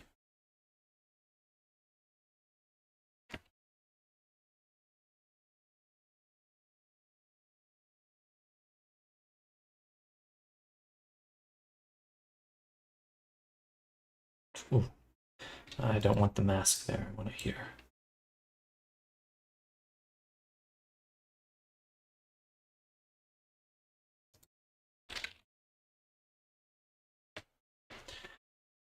We can't do any multi-resing in nodes, right? With the kind of pseudo data we get from MR.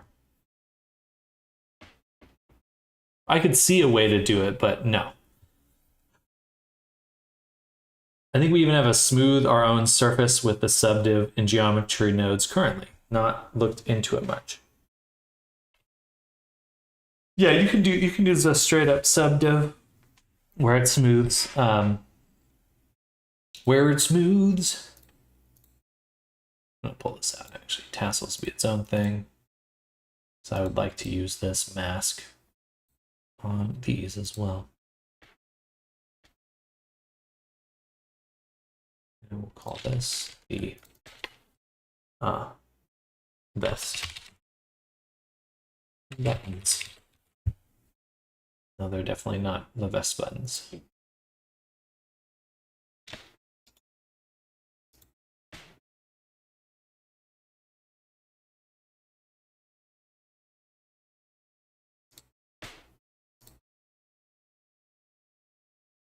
All right, so there's all our colors. Solid stuff. The very top, we're going to add a new layer. This layer will be black. We're going to call it shadow. And we're going to feed it in a mesh mask builder. Use something like ambient occlusion to get in some nice detail. Should be blurred a little.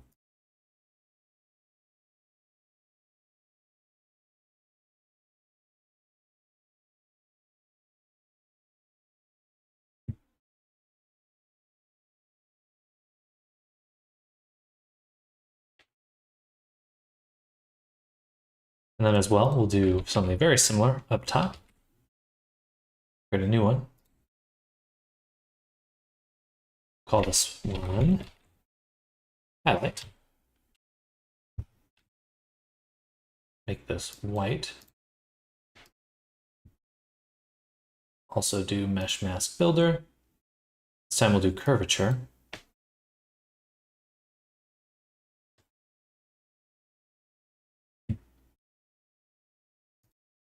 Ambient occlusion will take out. Also set this to overlay.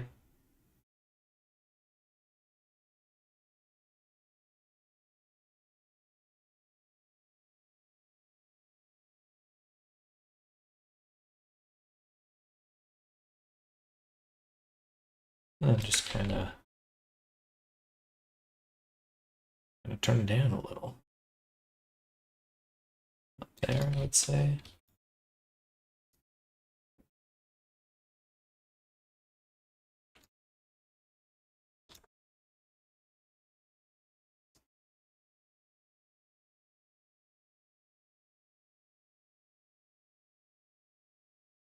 Hello, Dicky. It's been a while. Welcome. Green tea is a better replacement.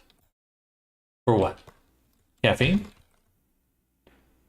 Compared to matcha or something?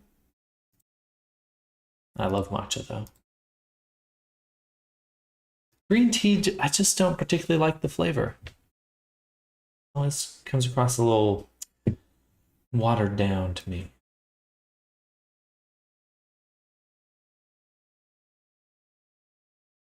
Layer ambient occlusion. I don't know what that means. I do not know.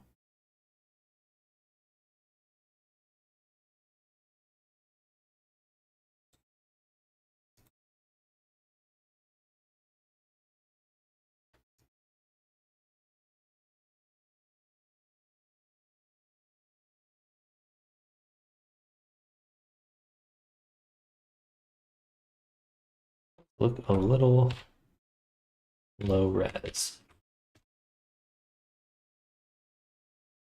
These maps have quite a bit of banding. Adds the benefits of coffee without the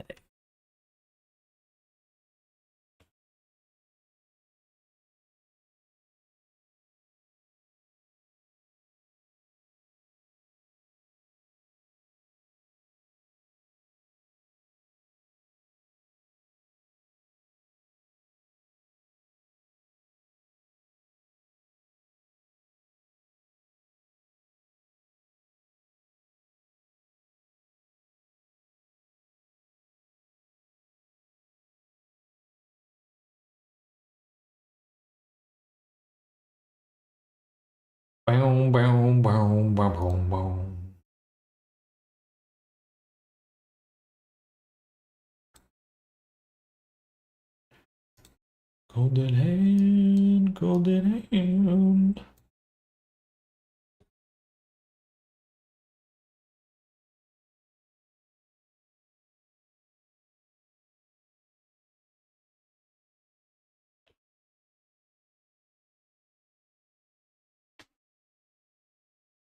Hmm.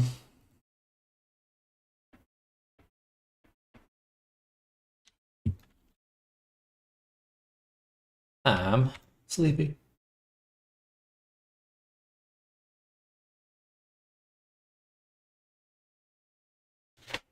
Happens to me far too often. I now have a blend file unsaved, a cube, a sphere, Suzanne, random geonodes separate, some random cage objects for baking well. No idea what. I have no idea what it all was. It's all related to stuff asked / mentioned on stream.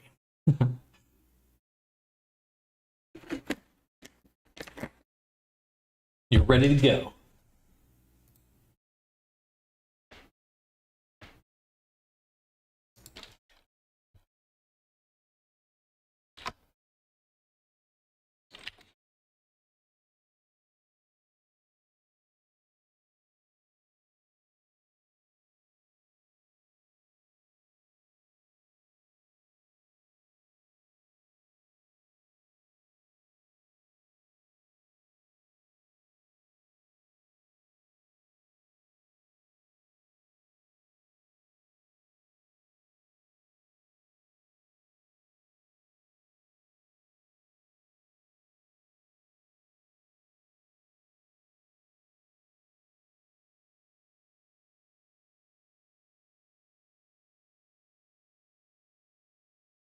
Let's get stressed.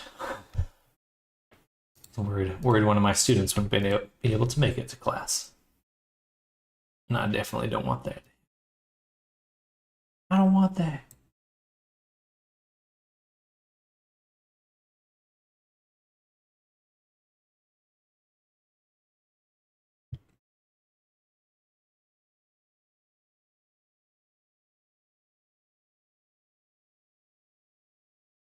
I really should combine the buttons, all the gold elements together. Check Blender channel. Take a look. Take a little look-see. Blendor. Hey, that's looking great. Very cool. Very, very good work.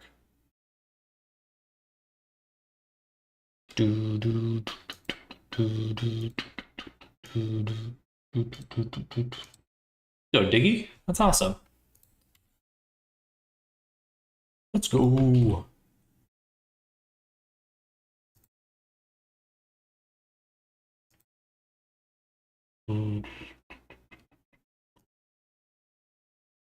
Okay, so there's a preview quality thing.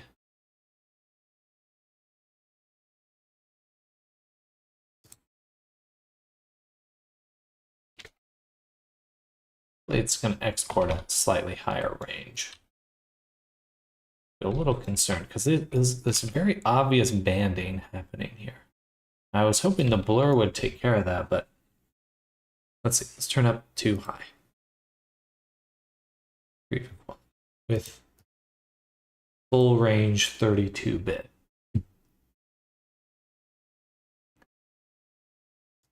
Doesn't look any different.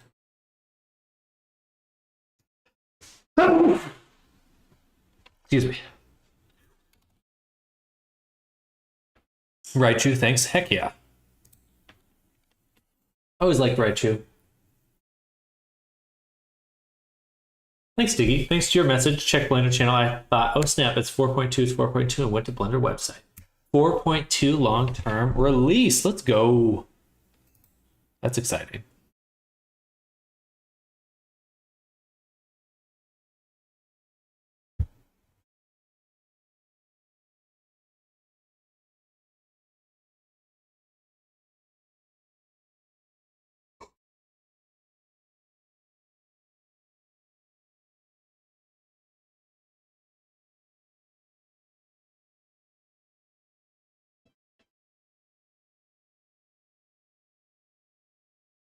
Oh. Next generation of Render Eevee is here. I'll have to mess around with that this evening. Super exciting. Super, super exciting.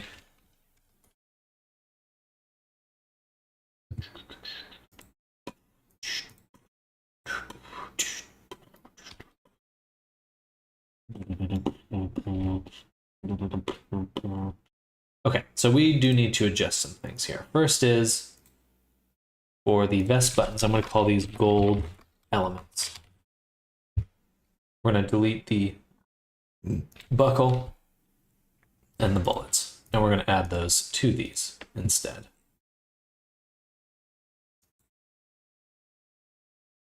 Please let me select this.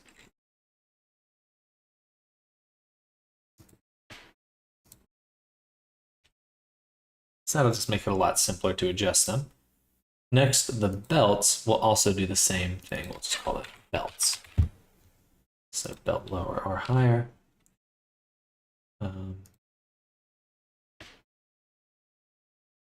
Okay, so now we got both of them in there.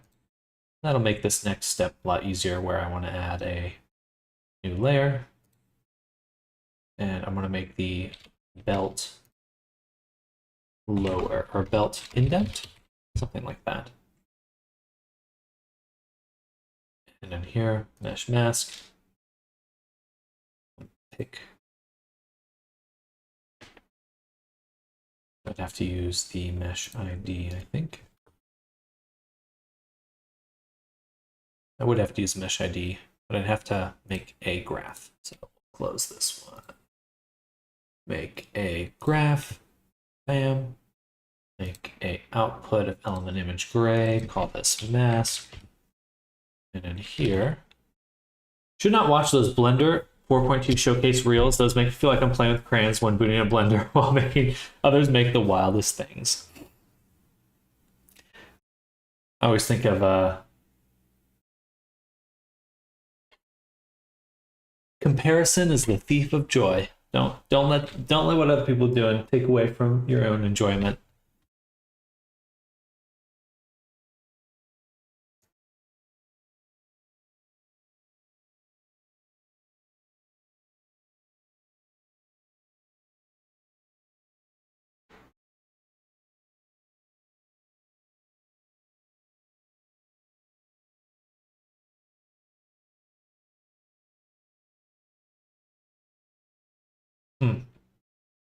I thought these were separate objects on the sculpt.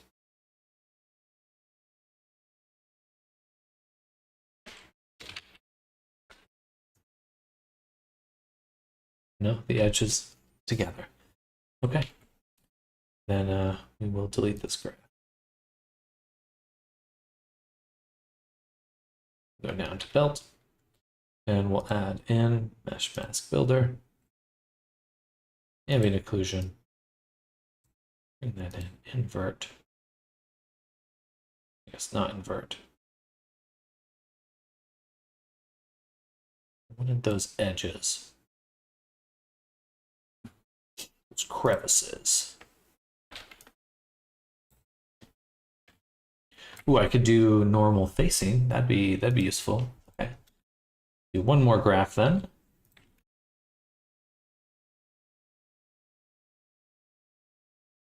Yeah. Which will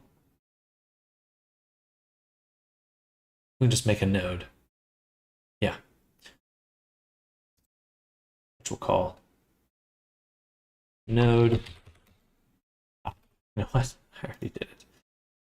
I already did this. I have the normal facing right here.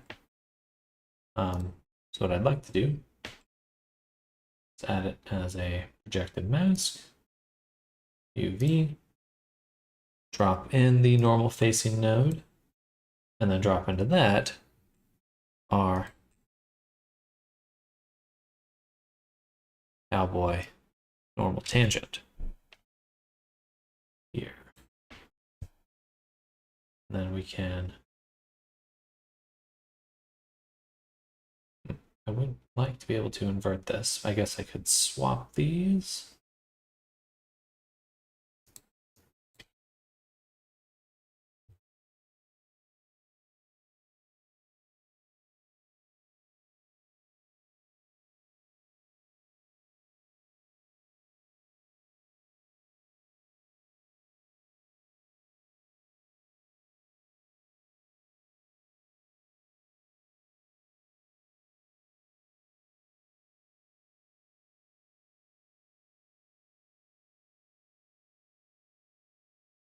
invert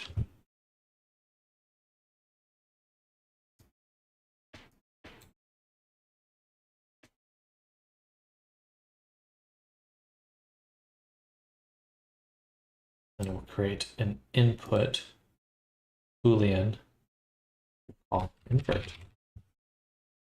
Drag that here, drag that there. Go. So now we can invert if we want to. Should be active either way. All right. Now we can go back to Painter. Hello. Make a furry femboy. Pay monies. No. I'd be happy to make you anything you want, but definitely through a commission. But welcome, Fireheart. Hope you're having a good day.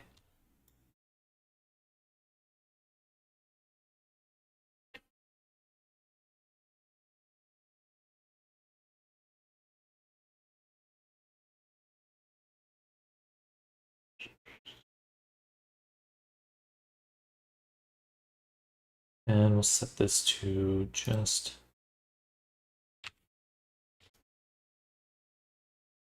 saturation 0. Set the whole thing to multiply. It's a joke, I'm sorry. You're fine. Oh, I missed some of your messages here. Try not to compare myself because that will discourage me a lot. I'm very sensitive. I only compare myself to my past, to be honest. Myself and past really suck. Current me is better. Future me must be better than current. As your colleagues, we encourage you to become better. You only be better against your old self. We know you got this. Am I the creator of said video looking at me all snub, paintbrush in hand? Then I look at myself, crying mouth, wet myself on the floor like a 2-year-old. No regret. It's just a fun thing that pops in my head when I see some works. Quite simple indeed. I come in peace. The super secret technique to get an artist to make almost anything you ask. Pay them.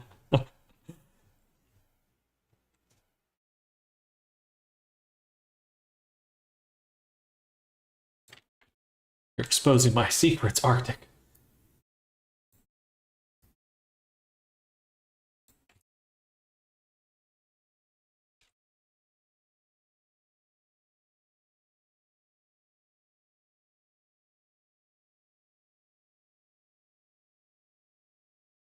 If I want to look at some of your work, is there a website go to? Absolutely. I'll go ahead and share some of that right now. So I do have a commission page, which links to my portfolio. So here's the commission form for my work. And then I also have my portfolio available here.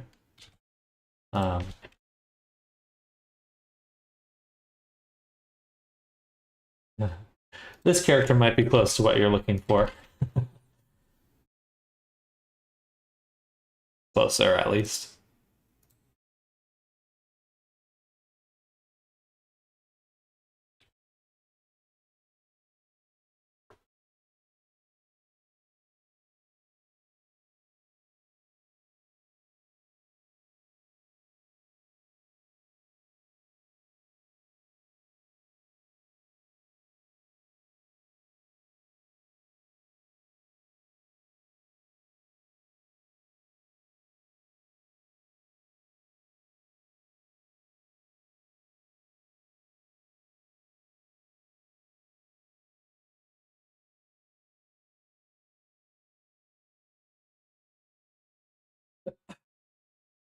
Excuse me.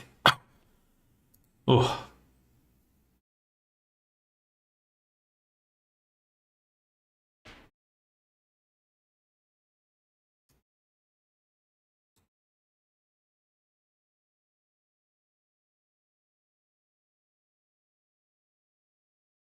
This is not changing it at all. This should be adjusting the mask. I feel like it's not doing anything.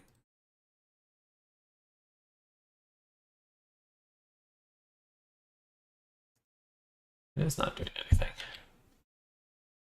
Interesting.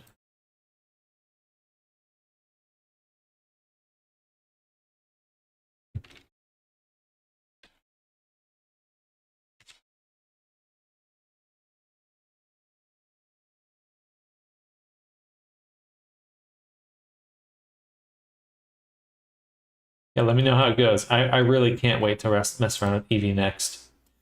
Super excited for that.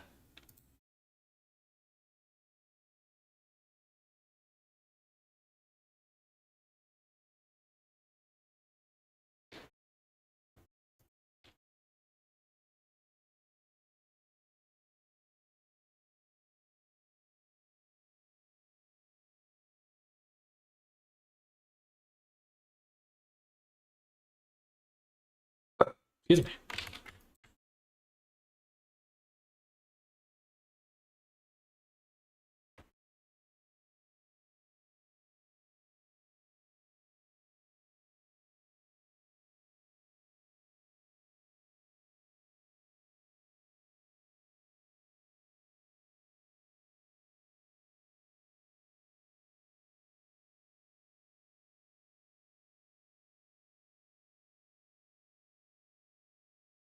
You start getting all of this into Unity at some point. I don't like the orbiting feature.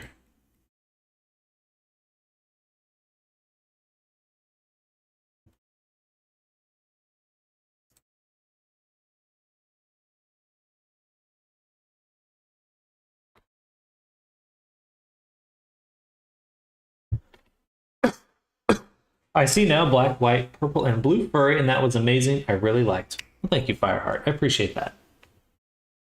I also am teaching classes on how to make avatars, as well as doing a commission. So definitely let me know if you're interested. But I certainly appreciate you checking out my work.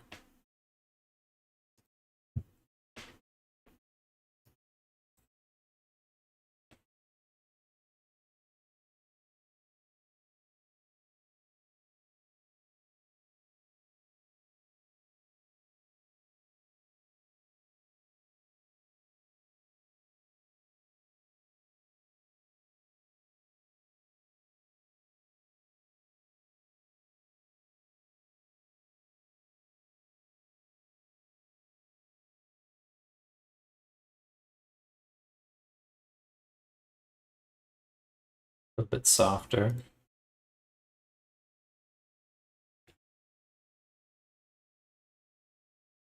I'd say that looks pretty good.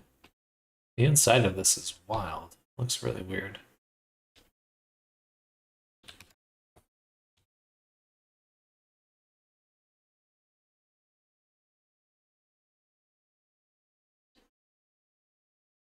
Okay, so for the hat, the base should be a little less rough. The sash, a little bit less as well. We'll make above this the hat sash shadow.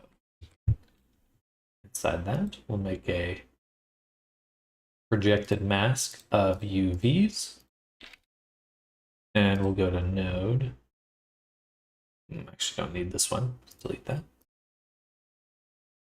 Go to right. I should be able to drop in the blur subtract node, and then use the sash as the mask.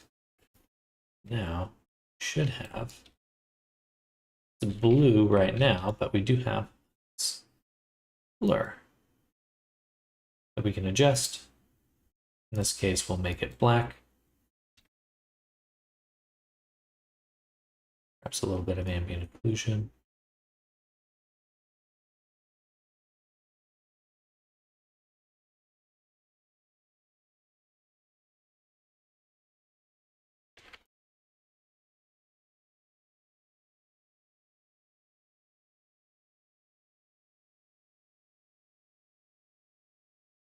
And for the hat as well, I think this internal area should be a lot darker. I think it already is, actually. Oh yeah, the ambient occlusion added so much. Looking super good. Nice. All right. So in the pants, the chaps, we'll make another layer.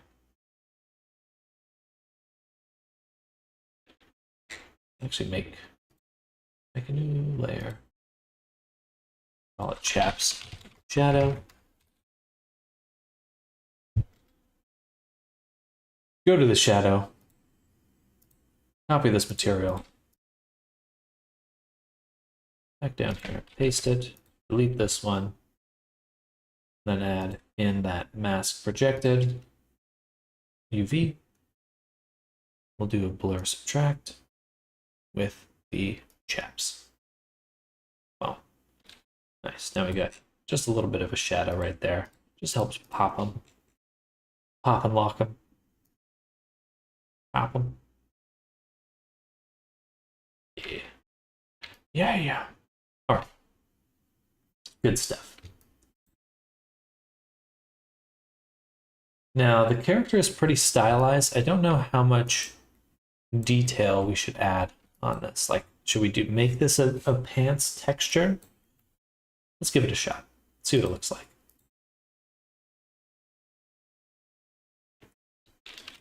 Which I should probably...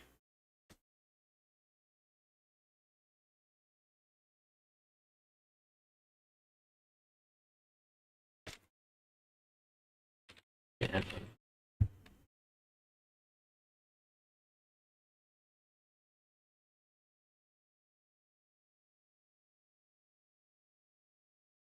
what's this look like? You can always turn it off. It's too much, I assume. Yeah, I think so. Fingers crossed.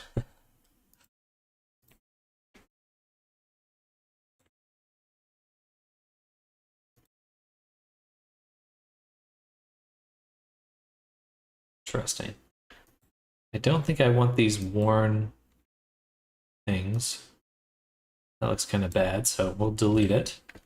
Save it. Make a new graph.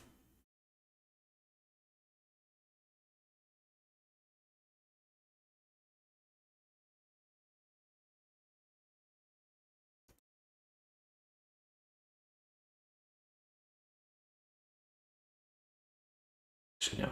Go back really quick. Delete that. New element graph. We do want PBR.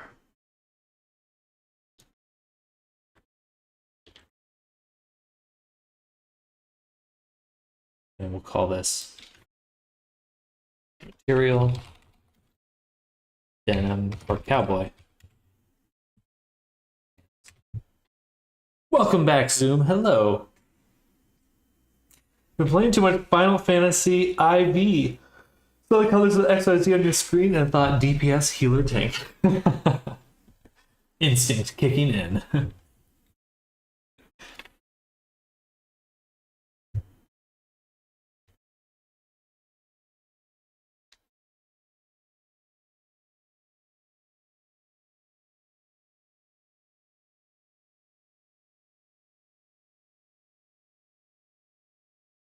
There are a lot of fabric patterns.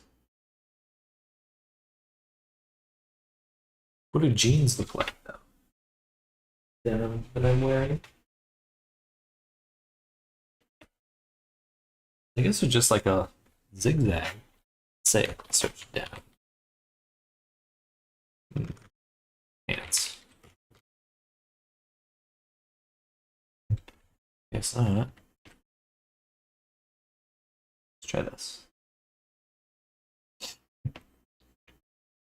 What is this supposed to be?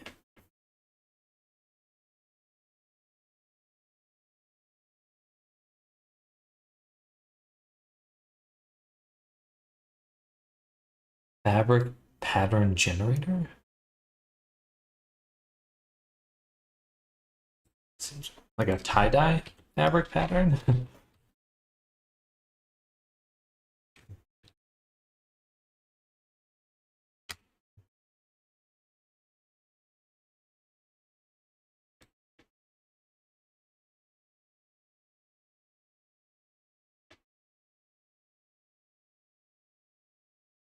These are all the ones we were looking at a second ago.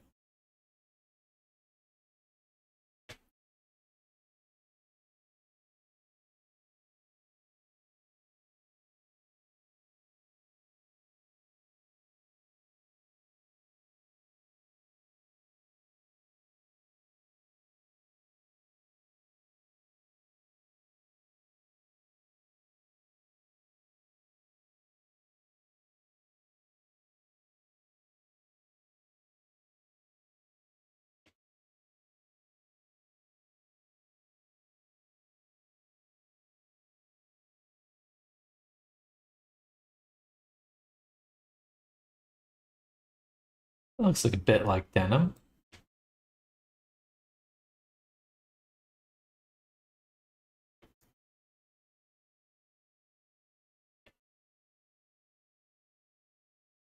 Not sure if this will stay slow. First loading, Windows passed it the first time, but felt super, super slow to the point where Blender kept saying it wasn't responding when switching workspaces. Other than that, EV Next is here. We have more stuff, even extra stuff on top of stuff.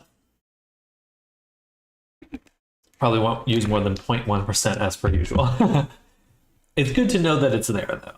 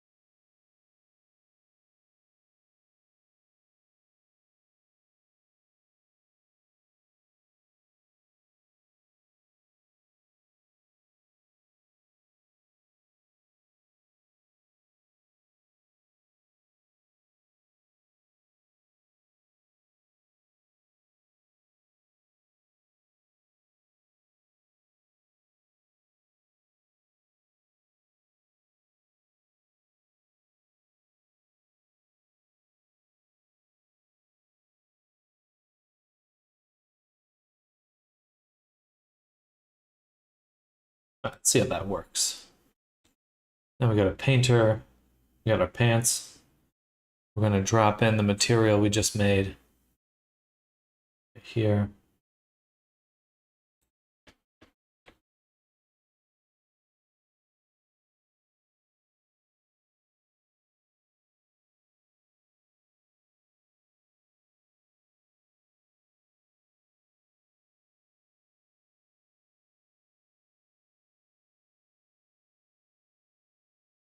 Kind of like pants.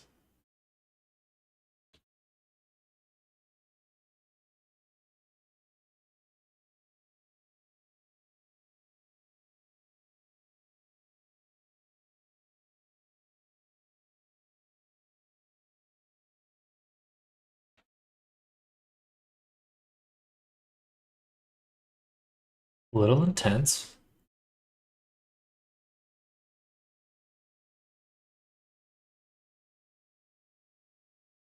Would like to be able to control the colors. So I'll actually do input, element image, foreground,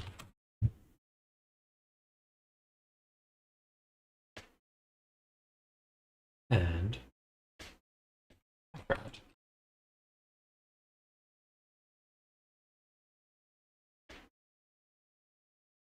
Yeah, let me select you.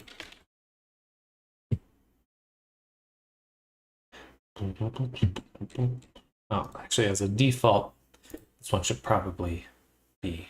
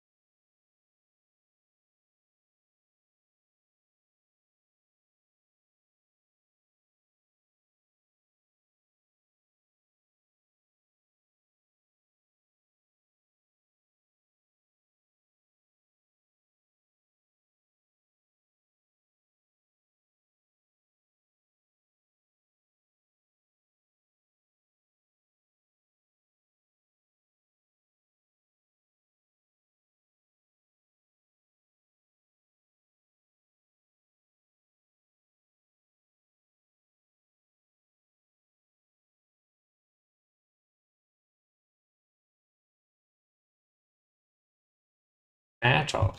At all. At all. Height. Do we need height?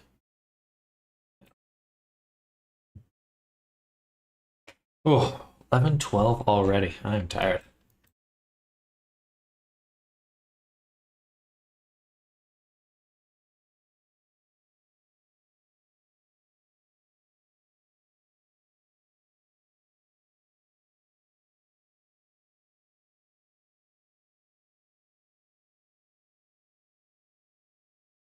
I should probably have a slider for normal intensity.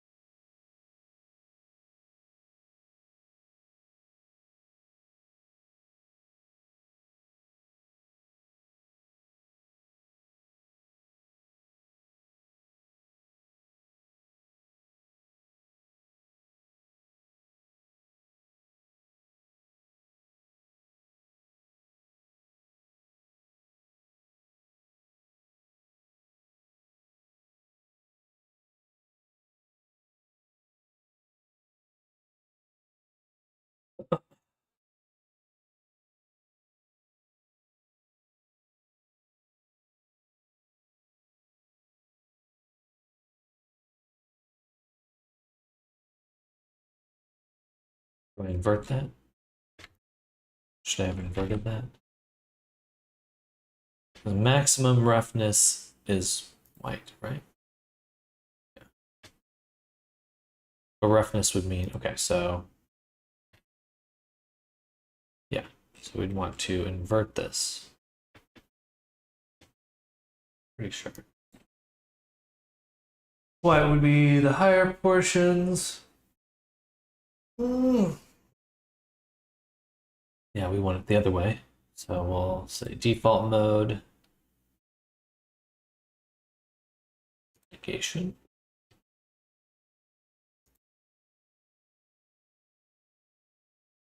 Subtract.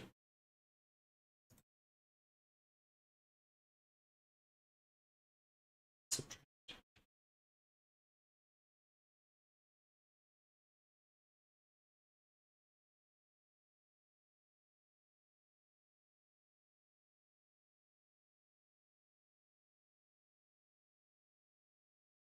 Guess I should do this into the opacity mask.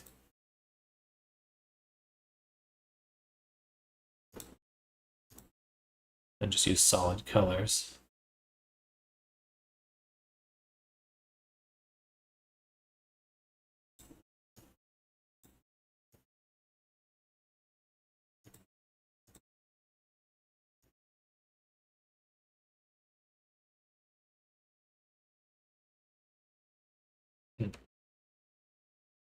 Never mind.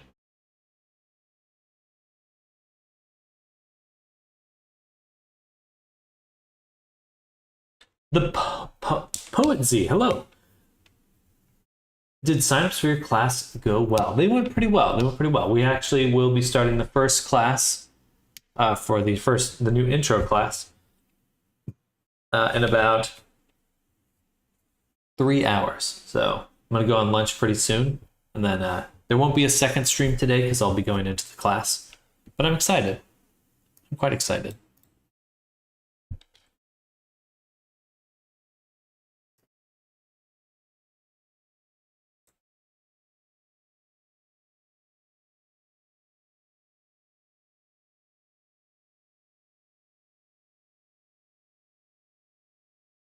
Well, thank you, Zoom.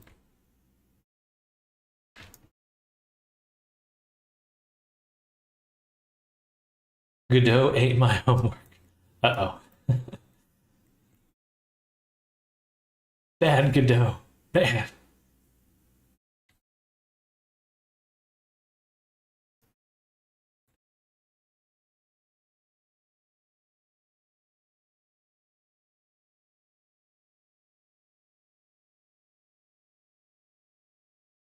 Oh.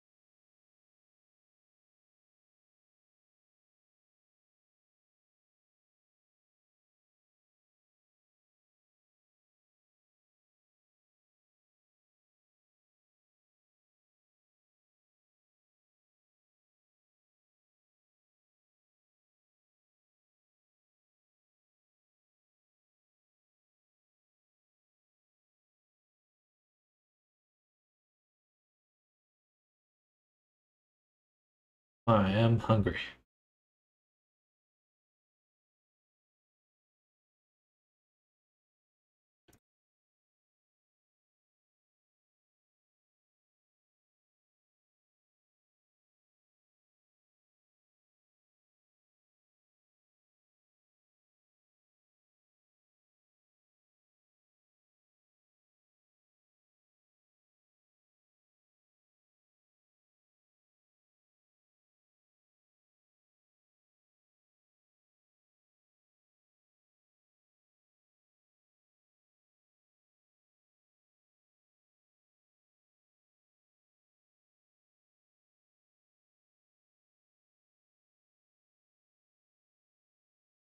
I feel like the main shirt should be a little bit darker.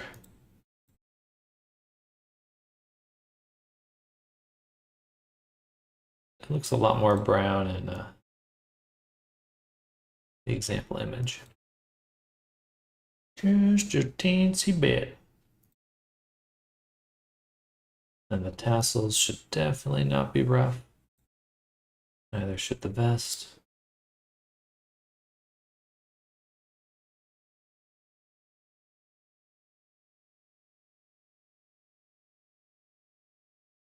I think I'll get rid of the highlight layer.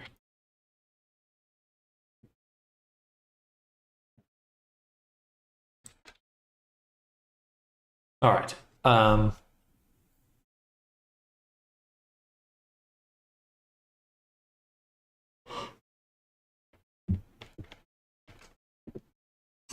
Sorry. Sorry to yawn.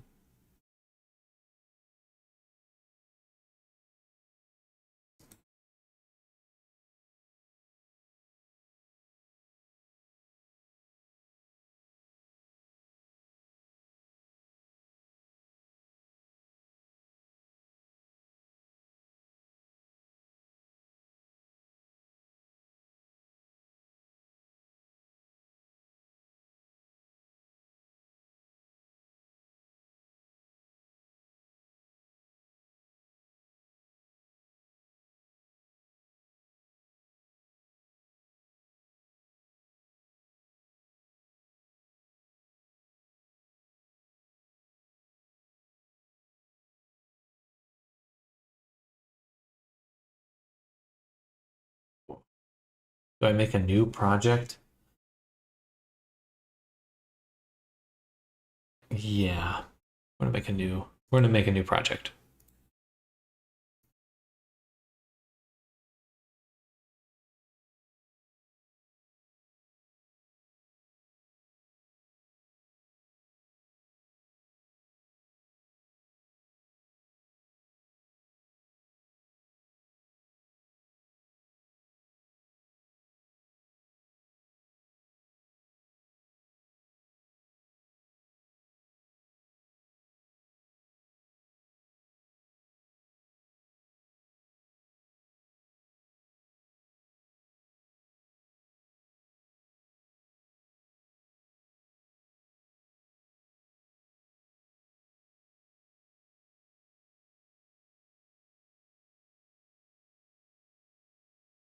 I need to start just calling these VRC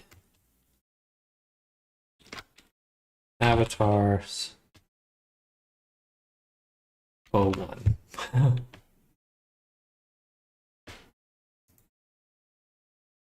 Yeah, so we'll just go in order. We'll just keep adding, make a second one, and a third one, and a fourth one, and just keep going.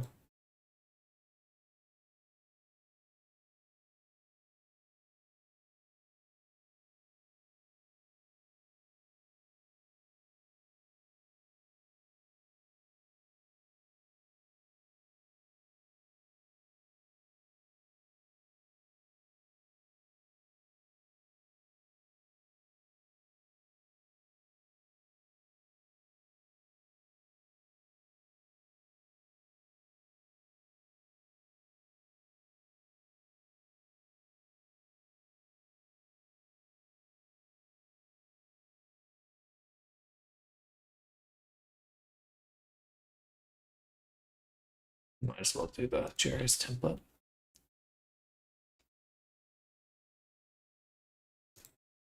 All right.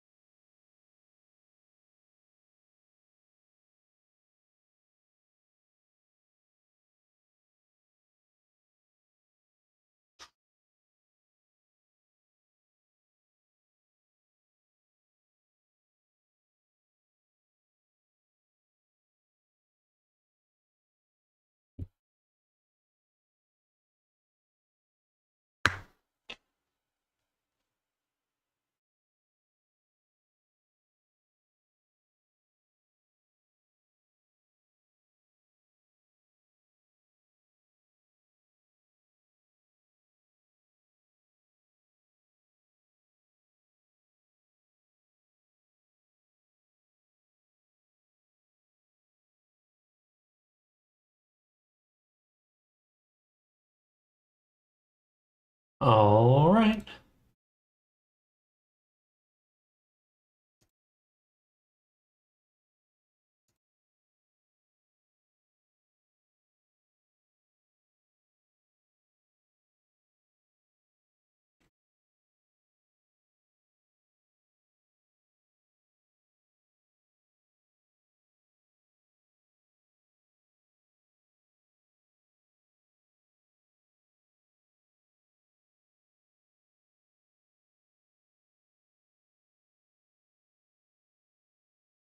Off to make dinner. Good luck with your lessons, Professor Sam. Thank you, Sam. I appreciate that. So you enjoy your dinner. Have a good one. Using Blender extensions platform, we need to reinstall Loop Tools default add-ons since those are not on by default, not included in the core. But now all of this is on Extensions Hub. I like that. I think that'll make things a lot smoother and hopefully give the community a lot more ways to make content, make value for people.